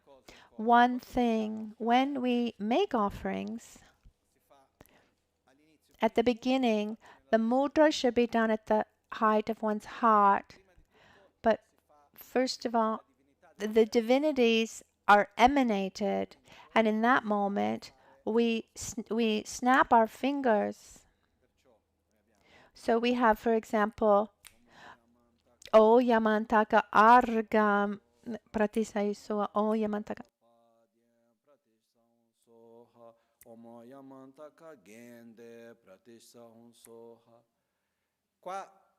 Here, getting into details, when we're making offering to a frontal divinity, we snap outside, facing outside.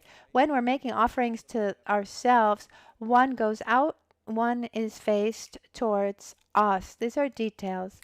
But then we make the mudra of the lotus turning mudra, and then we emanate a offering deity, and then we make the mudra is the divinity bringing the offering, and then we close as it reabsorbs back into our heart. If we do it slowly, and for each one we have the emanation, the offering, and the absorption. If we're reciting more quickly, we do the just one time the emanation, the offering, one after the other, and then just one absorption and absorbing back into our hearts. Let's remember the most important thing is not all the details of making the mudra perfectly. It's the inner state that it needs to be generated. We're connecting with this feeling of bliss and joy that continues with the inner offering. The inner offering is something very particular. I use quite a strange symbolism. Symbolism represented by this object here in front of me. It's just actually called the inner offering. This one here. There's the wind mandala, fire, 3 heads, a skull cup upside down. In this case, there's also the cover. But what does this represent? Actually, the inner offering, we're offering the body and the mind, what's inside of us.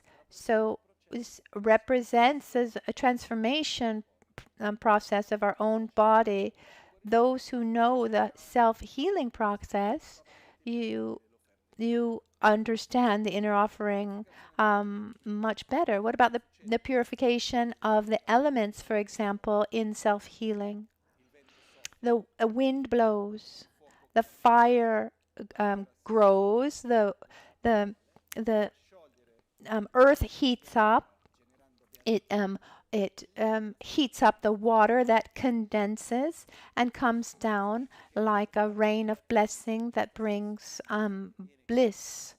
So that white bodhicitta, it's said, is mostly in the in the crown chakra, and this inner heat is actually melting this substance, this white bodhicitta that then comes down and brings a sensation of bliss.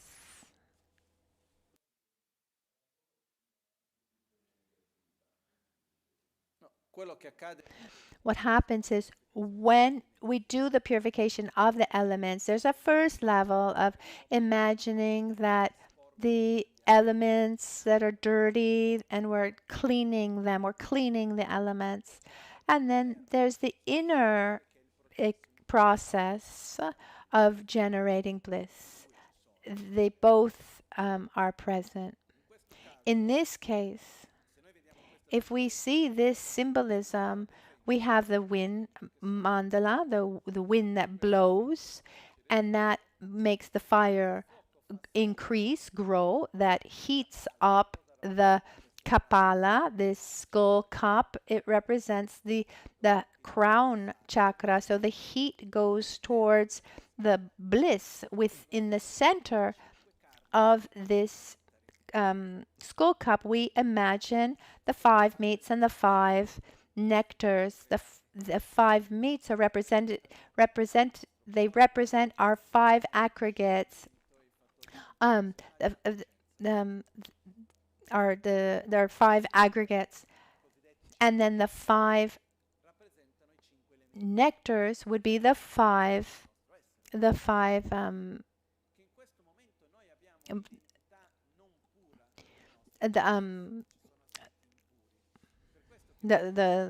parts of our being, the 5 mothers. So now we think about our body being impure. There's a whole detailed description here, which is actually at the beginning of the sadhana, and I'm just tell you where it is, and then you can go back and read it.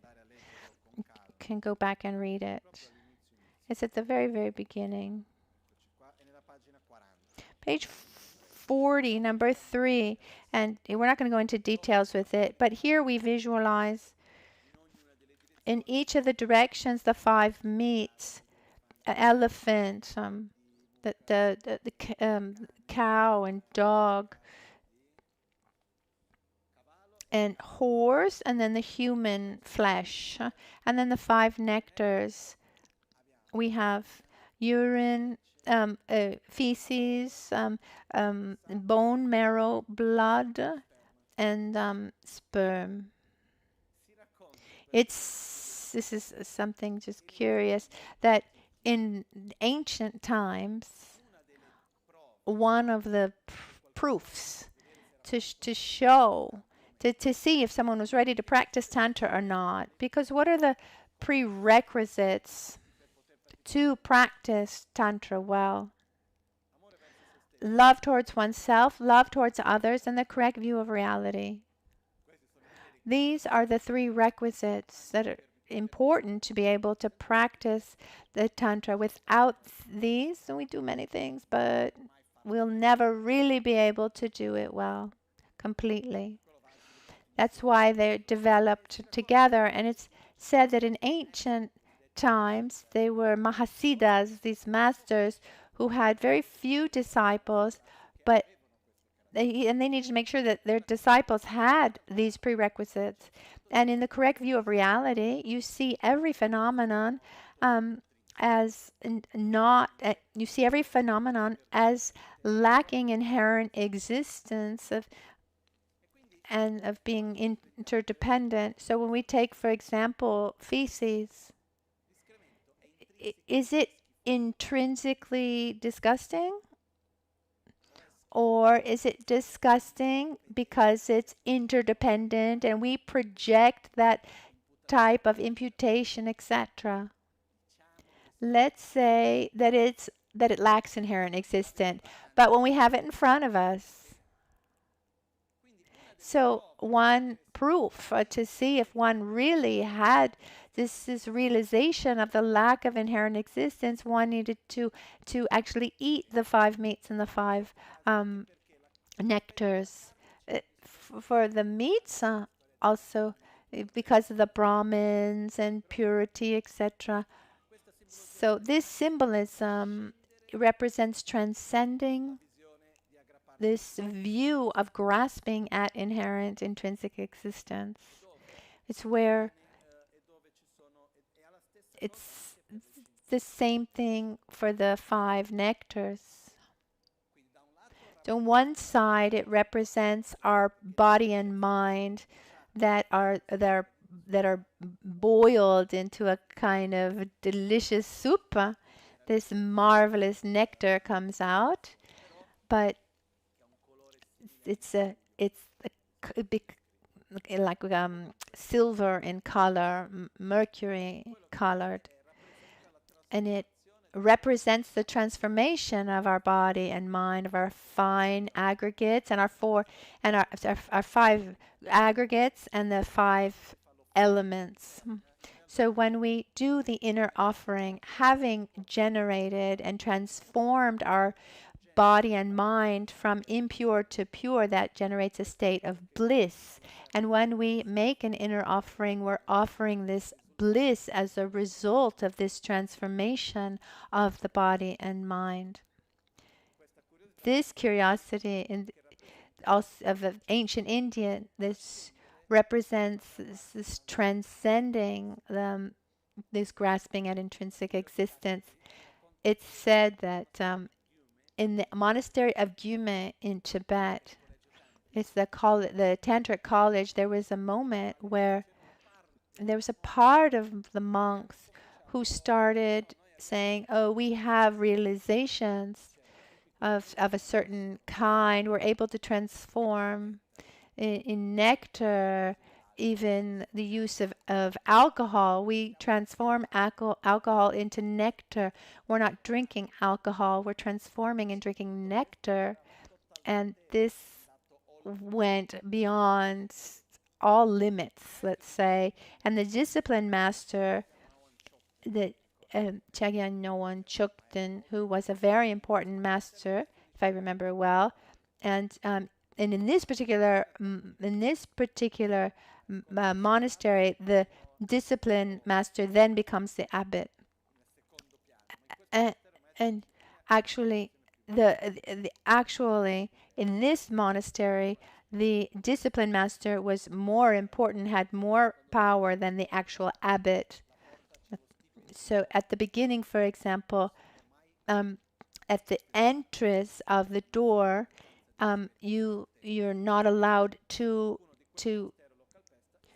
you're not allowed, you have to walk over this entrance, and if you step on it, you're expelled from the monastery. This particular monastery has a tremendous amount of rules. So at this certain point, these monks were creating all this chaos, saying they had these realizations. So one day during a morning puja, they had to be there, otherwise they would have been expelled. And what the discipline master did, what he did is he went to the toilets, where there's no running water. So he boiled the urine and the feces that he got from the toilets, and he made a kind of he served this morning soup with excrement and urine, etc. And he said, those of you who have realizations to transform into nectar, please, if you can have some if you can drink it, this soup, without having any problem, then you can continue to drink your alcohol or whatever, transforming. Instead, if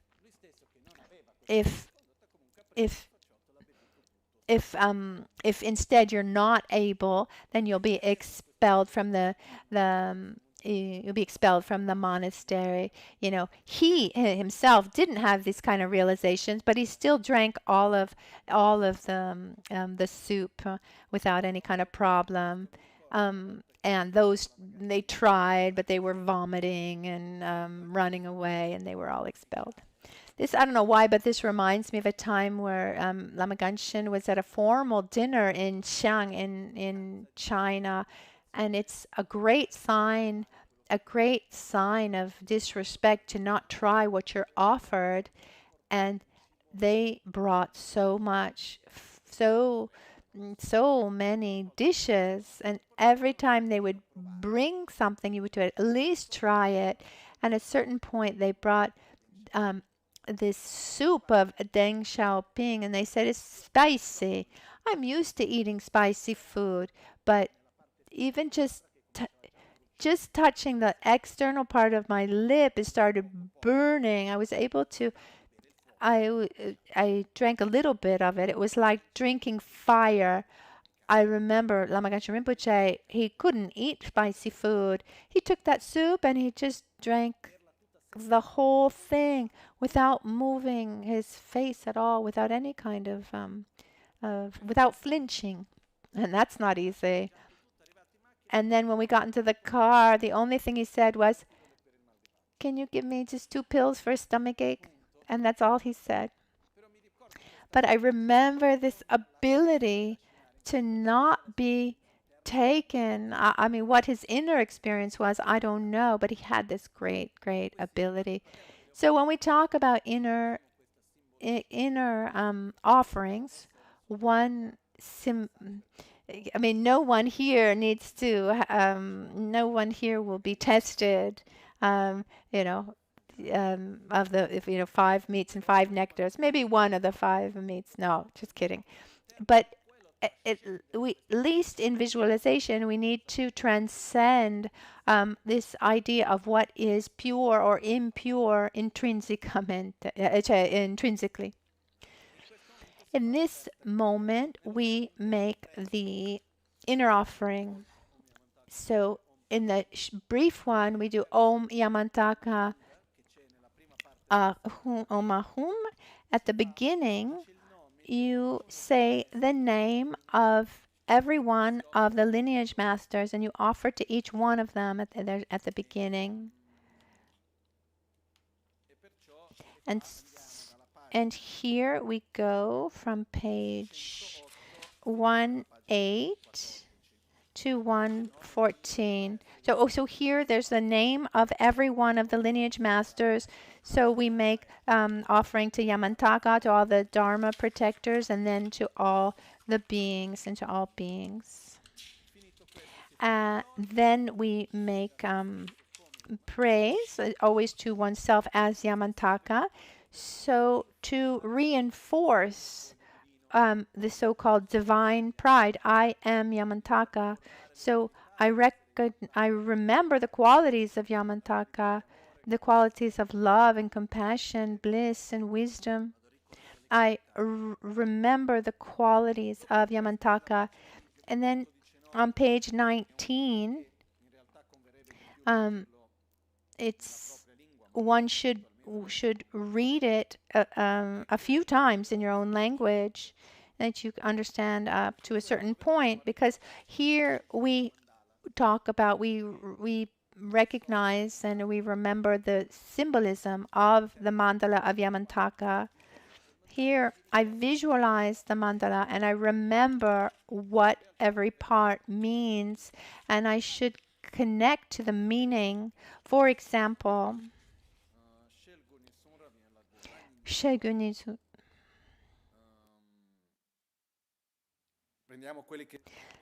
let's take the ones we can understand a little bit better.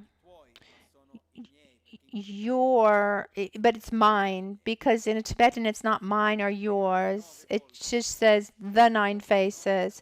So your means my. Your 9 faces are like the 9 scriptural categories. So all of Buddha's teachings practically. Your 2 horns are the 2 levels of truth, conventional and absolute reality. We talked about this in the last teachings, this past Wednesday, the teachings on Daxin Shakdeb, where there's conventional and relative, conventional and absolute truth, because the horns are the same shape and height. They always go together. Conventional truth is that phenomenon exists in an interdependent way, and at the same time, on an absolute level, they lack inherent existence. This is like the two horns, your 34 arms, your body, speech, and mind. These 37 are for the 37 limbs of enlightenment. The 37 limbs of enlightenment, and your 16 legs are the wisdoms of the 16 types of emptinesses. Your phallus standing erect is for the ever expanding great bliss. As we said yesterday, he represents the part of desire and also of anger. So this is the part of bliss, of desire, and those under his 16, the ones that he's stepping on. So we have the 16 ignorances and the 16 wisdoms of his. I mean, Yamantaka is completely nude, for example, and has ornaments, and this represents the fact that he is free from mental defilements and from any kind of obscuration. His hair goes up. He has like a punk hairdo that just goes straight up. This, for example, represents the state of nirvana, and there's a very detailed description of every part if you want to read it. And this is the description of Yamantaka. I invite you to read it again and again, because this is the moment after having visualized myself as Yamantaka, I connect with the inner meaning of it, the realizations of the two truths of every part of the path towards enlightenment. But in this moment, try to reconnect yourself with the feeling of love and bliss and wisdom. This is the main point in this time.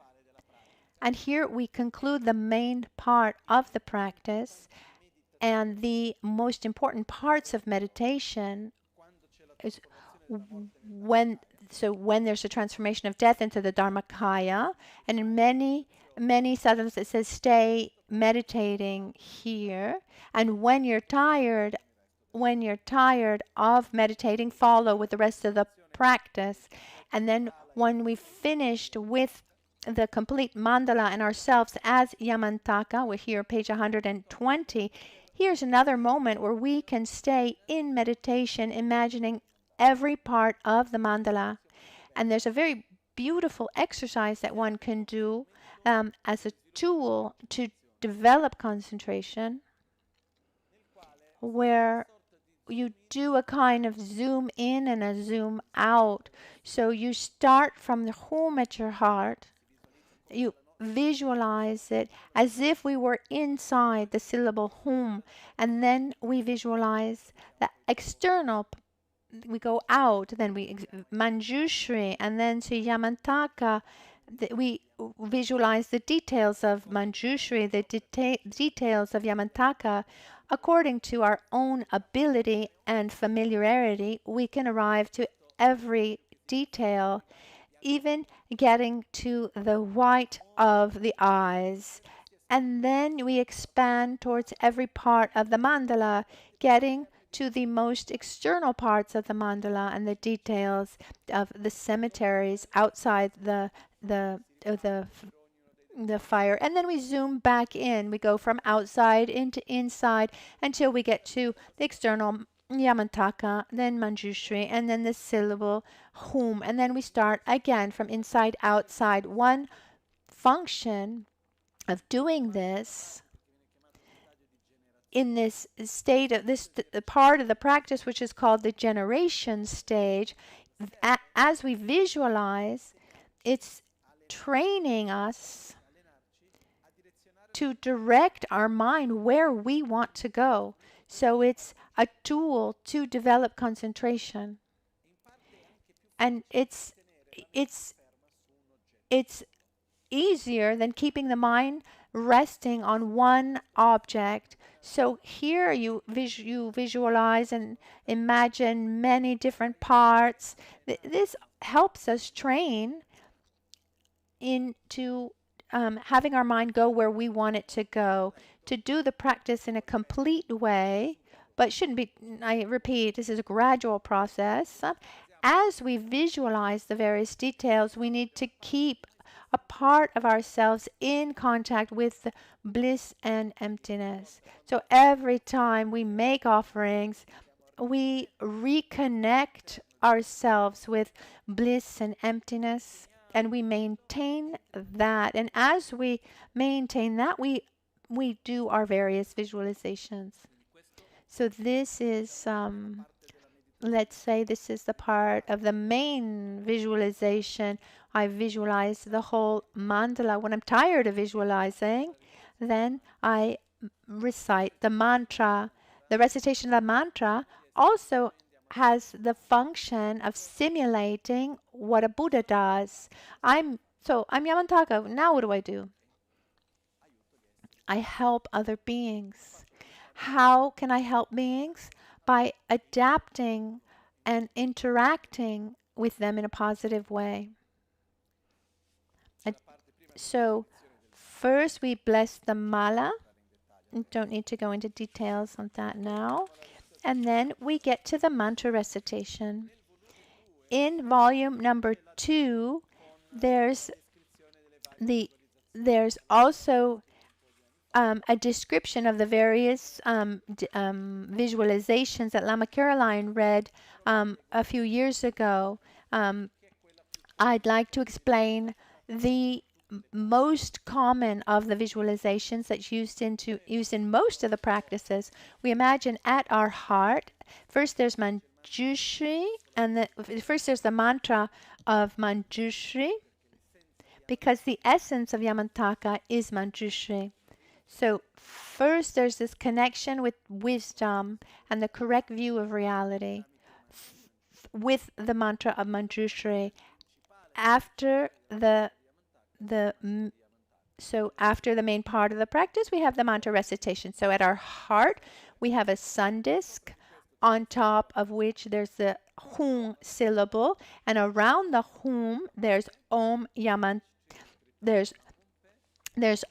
Yamantaka Humpe, Orishchi Wititanana Humpe, O Yamaraja, and then the next one is O Yamaraja Sadome Yameduru Nayoda, etc. And then Omarapatsana Di. As we recite the mantra, first we start with the one that's most external. It goes around in a clockwise way. From the mantra, light rays radiate, and we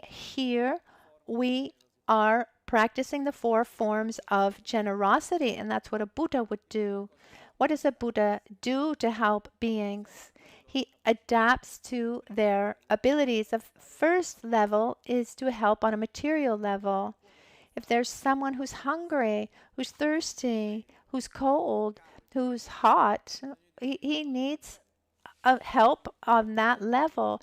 So these light rays, they go towards all beings and they adapt to their needs, transforming into food for those who are hungry and water to those who are thirsty, medicine for those who are sick, etc.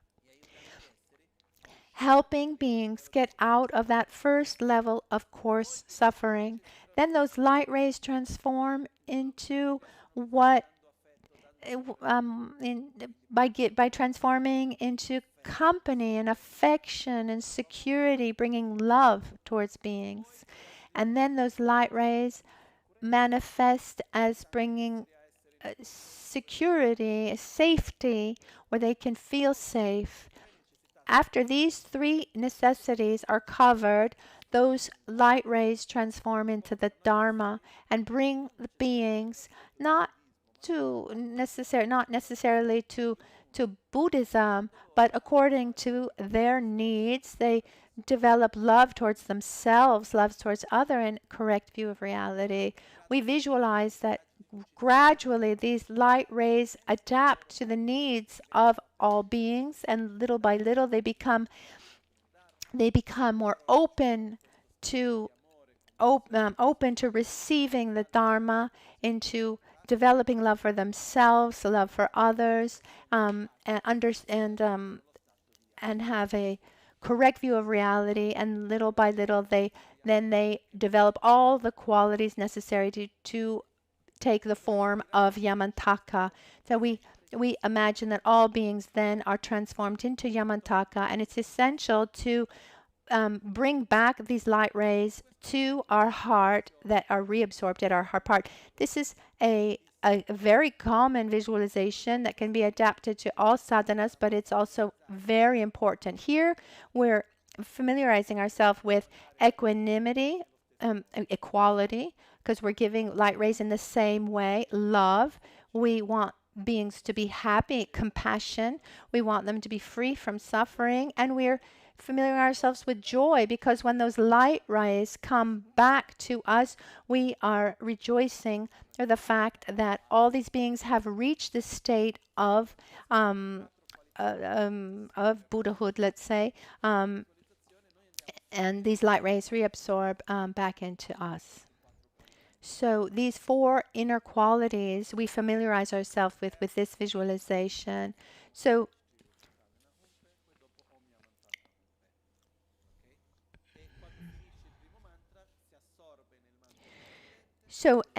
we do the mantra recitation from the outside inside, and then we finish. They absorb from the outside in.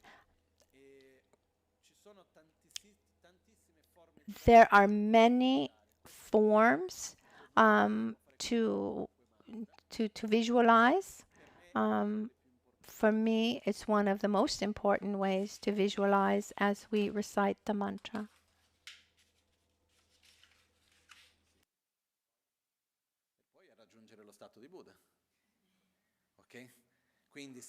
So we start from material needs, and because when someone's material needs are not met, they're not open to receive something else. But then, so from material needs, then we give love, and then security or safety, and then we give the spiritual generosity, and transform everyone into Buddha, into completely developed beings in the form of Yamantaka in this form. And to conclude the mantra recitation, we recite the the Vajrasattva mantra with Yamantaka, saying, if while I recited, I did it in a faulty way, I skipped syllables, etc., this takes away any kind of tension that was generated by making a mistake in the mantra recitation. Then we make outer and inner offerings again, always to ourselves as Yamantaka, where we connect again with our inner qualities as Yamantaka and the bliss generated from the offerings. And here we finish the main part of the practice. And as you see on page 128, we go to our short prayers, dedication, and the final dissolution, where the whole mandala dissolves. We dissolve as Yamantaka. We dissolve into Manjushri, that dissolves into the home. The home transforms, dissolves into the clear light, and then we reappear here in the form of Yamantaka with one face and two arms to do our daily activities. It's like saying we started from where we are now here in Albagnano. We generated this experience of creating the mandala of Yamantaka, being Yamantaka, helping all beings. And once we finish, we come back here as Yamantaka. The aspect of being like Yamantaka is more of it's not really the external aspect of being Yamantaka, but the inner aspect. What does that mean?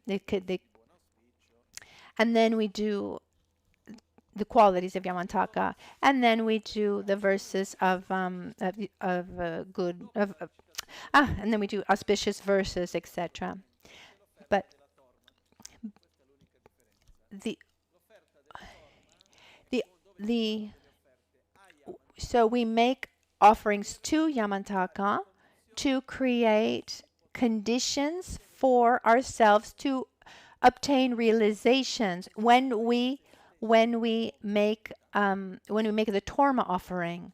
So that last session, we make the Torma offerings, and we make Torma offerings only to frontal generations, never to ourselves. So in the first session, we we do the longer part of the session. In the second session, we do that first part in a shorter way. So for instead of naming and doing the description of the 10 protectors, we just say that the protectors are there. We don't do the Vajrasattva practice. We don't do the lineage.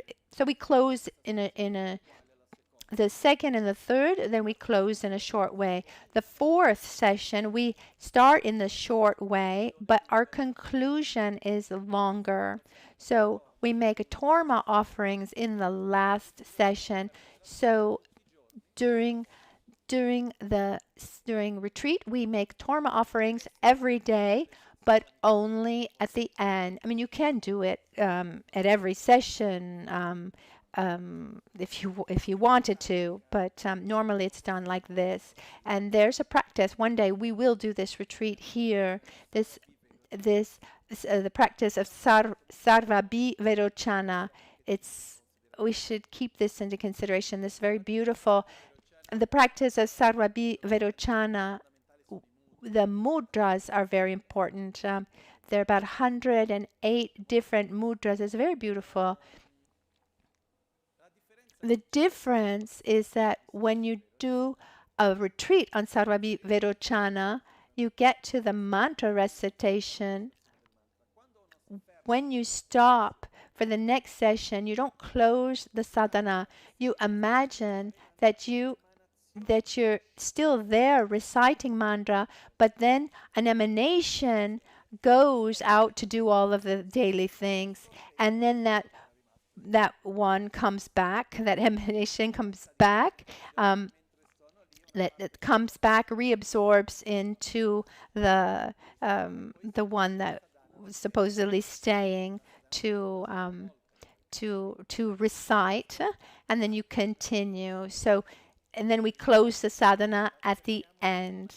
So even if we are not able to do that, let's try as we leave, if we close the sessions, to stay focused on what we're doing. And so let's recap quickly. The sadhana is structured as in the following. It's preliminaries, the 3 transformations, the recitation of the mantra, Torma offerings, dissolutions, and dedications. Okay? It's quite simple if we say it like this. So just recap again. Preliminaries, the refuge, the lineage blessing request. Then we have the Torma offering to eliminate interferences, and this includes the quick self generation and the purification, the consecration of outer offerings and the tormas. And then we invite the protectors and we offer the torma to against interferences, and then we purify inner interferences with the practice of Vajrasattva. Then we do the frontal generation, generating our merit field, and then our 7-limbed prayer, where we make praise and prostrations, make offerings, we openly admit our negativities, etc. With this, then we renew our tantric vows and our commitment of bodhicitta towards all beings, and then we absorb this merit field. And with that, we create the foundation for the 3 transformations. After the absorption of the merit field, we have the part where we meditate on emptiness and the process of death, transforming death into Dharmakaya. Then we transform, then the universe reappears, and we appear in the as the mandala of Yamantaka, and then in our subtle body like a beam of light, and then as Manjushri, and then a more coarse body in the form of Yamantaka. We generate divine pride. I am Yamantaka. Once I am Yamantaka, to make sure that that divine pride is more stable, we invite our wisdom beings that absorb into us as Yamantaka, as us, the commitment being. We become inseparable from the wisdom beings, and then we invite the empowering deities, as if all the Buddhas say, yes, you are Yamantaka. I confirm you are Yamantaka. After this, we make offerings to ourselves as Yamantaka, and we reconnect with that bliss, the inner state of bliss and emptiness, and we conclude that important part of the 3 transformations, after which we recite the mantra. After the recitation of the mantra, you can or not do the torma offerings. And then there's also the part of the offerings to other beings and protectors to create harmony in the environment. And then we have the dedications, absorption, and auspicious verses. Okay? So, first of all, just the sadhana, actually, the first session, for example, starts on page, the actual sadhana starts 30, on page 32, and ends on page 131. And the 2 middle sessions start on page 132 with, here this starts with, as a preliminary, with a kind of lam rim, and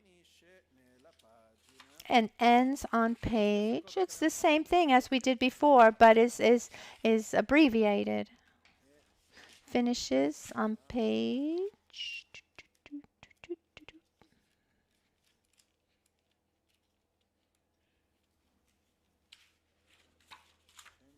186.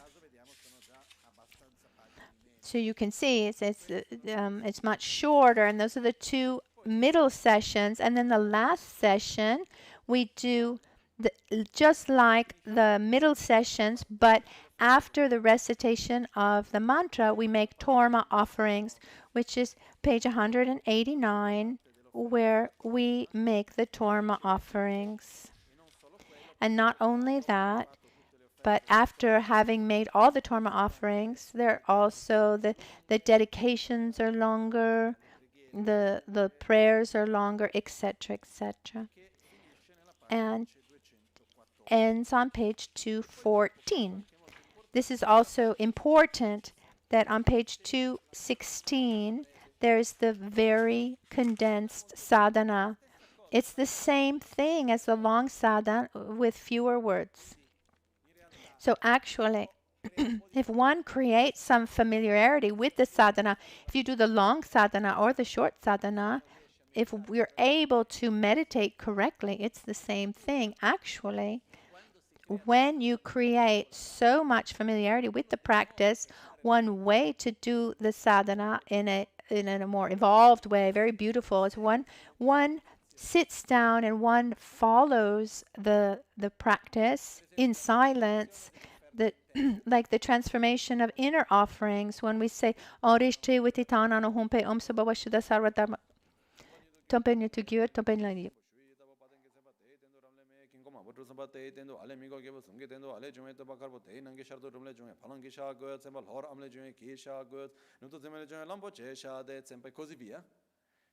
And so forth, all the way to Omahum, Omahum, Omahum. What one should recite is Om Rishti Vititana Humpe Om Sabawashida Sarvadharma Sabawashidoham Oma Ahum Oma Ahum. And what's in the middle is the description of the visualization. If you have a certain familiarity with the visualization, you can do the entire sadhana without having to visualize, without having to recite, but just going from visualization to visualization. This is advanced way of doing the practice. And reciting, doing the long recitation or the short recitation, they're worth the same. What's important is, the long one gives us more a longer description. The shorter one is more essential. For example, in the condensed sadhana on page 219, on the page 221, it just says there are the 5 meats and the five nectars. So when you create more familiarity with the longer sadhana, then that enriches the condensed sadhana. It's possible during the retreat to do the shorter sadhana, but normally we use the long sadhana in retreat as it has been prepared. But for your daily practice, the shorter sadhana is absolutely fine. But it's really important to understand the structure of the sadhana. So then if you make long praises or short praises, it's a choice. Or also the offerings. The structure of the sadhana remains always the same.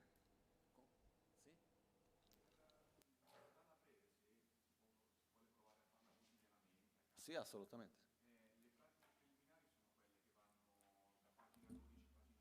No, nella sadhana molto breve, teoricamente ci sono già incluse. In the condensed sadhana, it should already be included. Let me see what page. There's already the taking of refuge, and there's the request of the blessings of the lineage. So one could start from page 216 to 216 to 17, depending on what language you're doing. Remember that you can do the sadhana in Tibetan, and then your language in Italian or English or Spanish, or you can do it exclusively in your own language. You can do it all in Italian or English if you want it. We'll do it in Tibetan because we speak different languages. We're in this moment of bridge where we're maintaining, because as we're going to the other bank of the river, it's a little bit too early to let go of our boat. But when you do it for yourself, you can do it only in your own language. And when we will recite in Tibetan, if you prefer just to read in your own language instead of recite into Tibetan, that's absolutely fine. And with this, we conclude this very, very brief explanation of the sadhana. I'm happy that we can have a general overview. What we haven't said, but I'll just say quickly, part 2 is made of 2.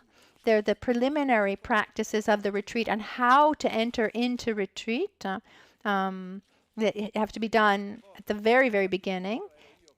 And in other retreats that we've done here, it was just me and Geshe-la, and we were doing it for you. But today at 5:30, when when at 5 o'clock, when we sit down for the first session after the Guru Puja, I will explain this a little bit, and we will do it together.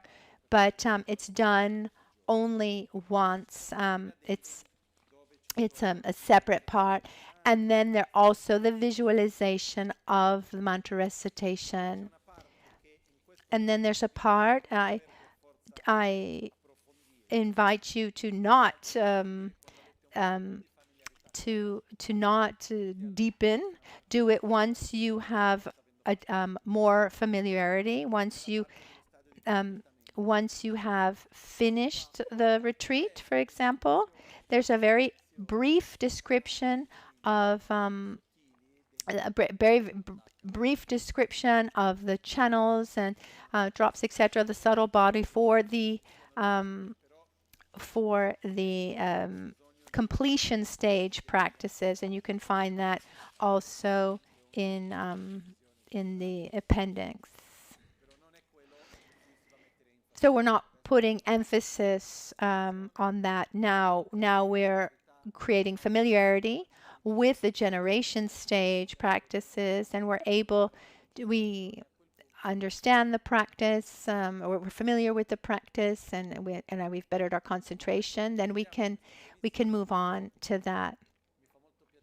And I'm really happy that we could do this together, because to do the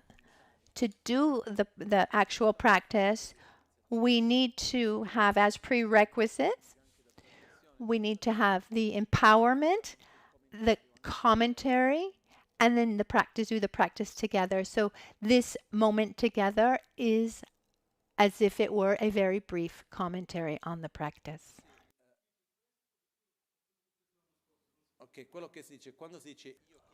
When we say I, whose name is, during the practice, during the empowerment, normally we say akshobhya. So you have the center of the mandala of Yamantaka is blue. So he is, of the 5 Dhyani Buddhas, he is akshobhya. So in the practice of Yamantaka, we say I am akshobhya. If we look at the ceiling, Lama Ganshin did something special here. The main mandala has akshobhya at the center. So here at the east, because the colors, so we have white. So our center is blue, and white is east, and then yellow is west, and west is south, and red is west, and green is north. So depending on what is the main the family of that Dhyani Buddha and that practice, most practices have akshobhya at the center, and some have Vairochana at the center. So here we have in the mandala of Borobudur, we have that in their inner mandala follows the mandala of Borobudur. But here, if you follow, then we have a secondary mandala where we have the actual mandala of Kala Chakra. In Kala Chakra, everything is changed. All the others, you understand one, you understand all of them. Okay, so yellow, must be Ratna Sambhava, but in Kala Chakra, no. Actually, yellow in Kala Chakra is Amitabha, so it totally changes. So at the very heart of the mandala, we have the mandala of Kala Chakra. And then we have the 3 circles representing the completion stage. We have the white, the vision, the red increase, and the black near attainment, and then the clear light. But even at the Gompa around here, it's like a mandala. We have the circle and the petals around, and we have the Vajra fence. Even from the outside, you can see the same symbolism. You have the protection wheel and the lotus flowers and the Vajra protection. And these two protections that go around shows that the mandala is protected by love, compassion, and wisdom. So the Vajras represent the part of method, love, compassion, and the lotus is wisdom. The symbolism can be interpreted in different ways, but method and wisdom, the lotus flower represents also renunciation, love towards oneself, the basis that protects the mandala. This, just to understand a little bit, this is all symbolism that represents that explores our inner process, and we need to protect ourselves with love and wisdom, and we need to be protected from our own ignorance and selfishness. And so all of this symbolism reminds us of our inner process. And with this, we conclude this very brief description of the sadhana. I'd like to thank Tenzin, who helped during the empowerment and making all the offering, preparing everything. And many of you don't even realize it, but when there's an empowerment like yesterday, but there's a very long preparation, all the offerings, etc. And luckily, even if he is on retreat himself, he left. At the end, I saw that he ran off quickly because he had a session to do. But he, and even on the side of who gave the initiation, I started at 6 in the morning because I had to do the self initiation. I do self-initiation myself. I take the initiation to then be able to give it to you. So there's a whole preparation that goes with it too. So let's thank Tenzin yesterday, especially. I'd like to thank all of those who make this possible to do things in such an easy way. Because when I got close to Buddhism, the sadhanas weren't prepared like this. You needed to go through hoops to find the texts, and there was never a sadhana prepared like this, and all the sessions was really an enormous job.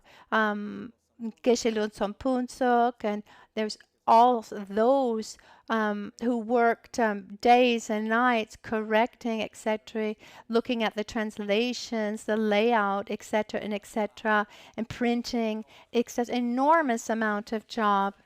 And it was very tiresome, and something that I want to it's beautiful. Even if it's hard work, we say when the Dharma is deep, the demons are deep. When we do something really beautiful, often there are many interferences.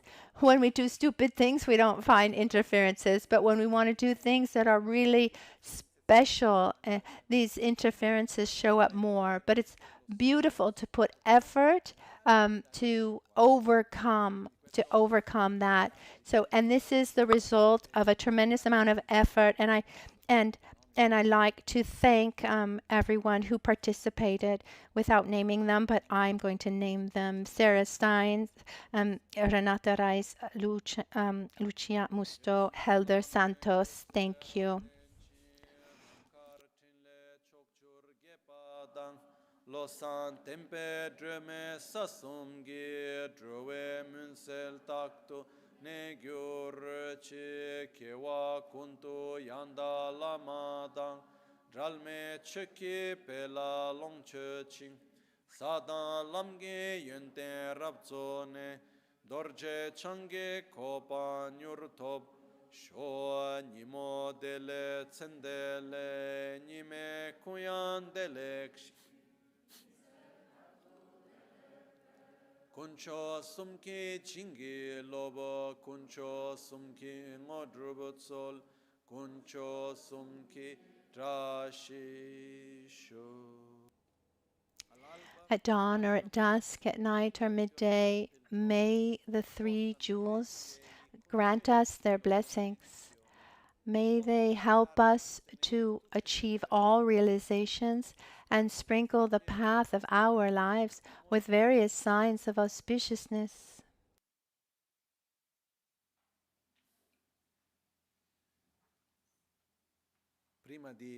Before we go to lunch, something very practical. I chose to do the retreat in the retreat Gompa.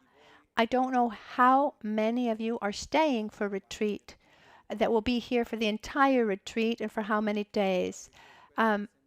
There's always this dilemma, should we do it completely closed, or which means that those who do the retreat from beginning to end can participate, or to keep it open where you don't have to do all the sessions or do just a few days. I see that it's of more benefit to make it open because we give more possibility to more people, and it's certainly not out of laziness that they can't do the retreat. And then there'll be other opportunities where we can do closed retreats. But now, when we go upstairs um, to set the seats for those doing retreat, give precedence to those who are doing a complete retreat with all sessions. Those who are here for a few days or will do only a few sessions a day, maybe sit farther away from the center. Just advice. So the mantra accumulation will start tomorrow. I advise you to have two malas. One that you use to recite the malas, and another one where you're counting the number of malas. One counts the mantras and one counts the malas. So instead of finishing your whole mala, instead of having to leave it and write down that you've done one, no, you move the other mala. And then during retreat, it's not obligatory, but if it were more closed and strict, it would be it would be it would be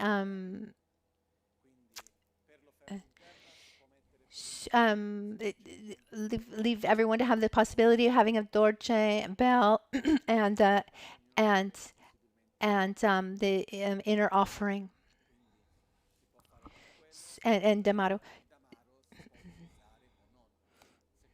So if you have a dolce and bell and you don't feel confident using it, we learn by doing it together. I can give some indications, but after we will. But I invite everyone to have a bell, a vajra, a dolce, a bell, and a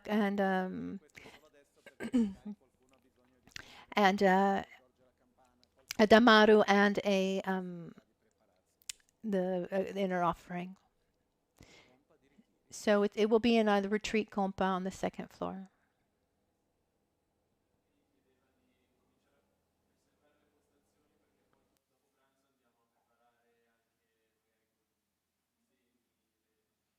No, ma si preparano su tutti I posti che sono lì. Secondo me, so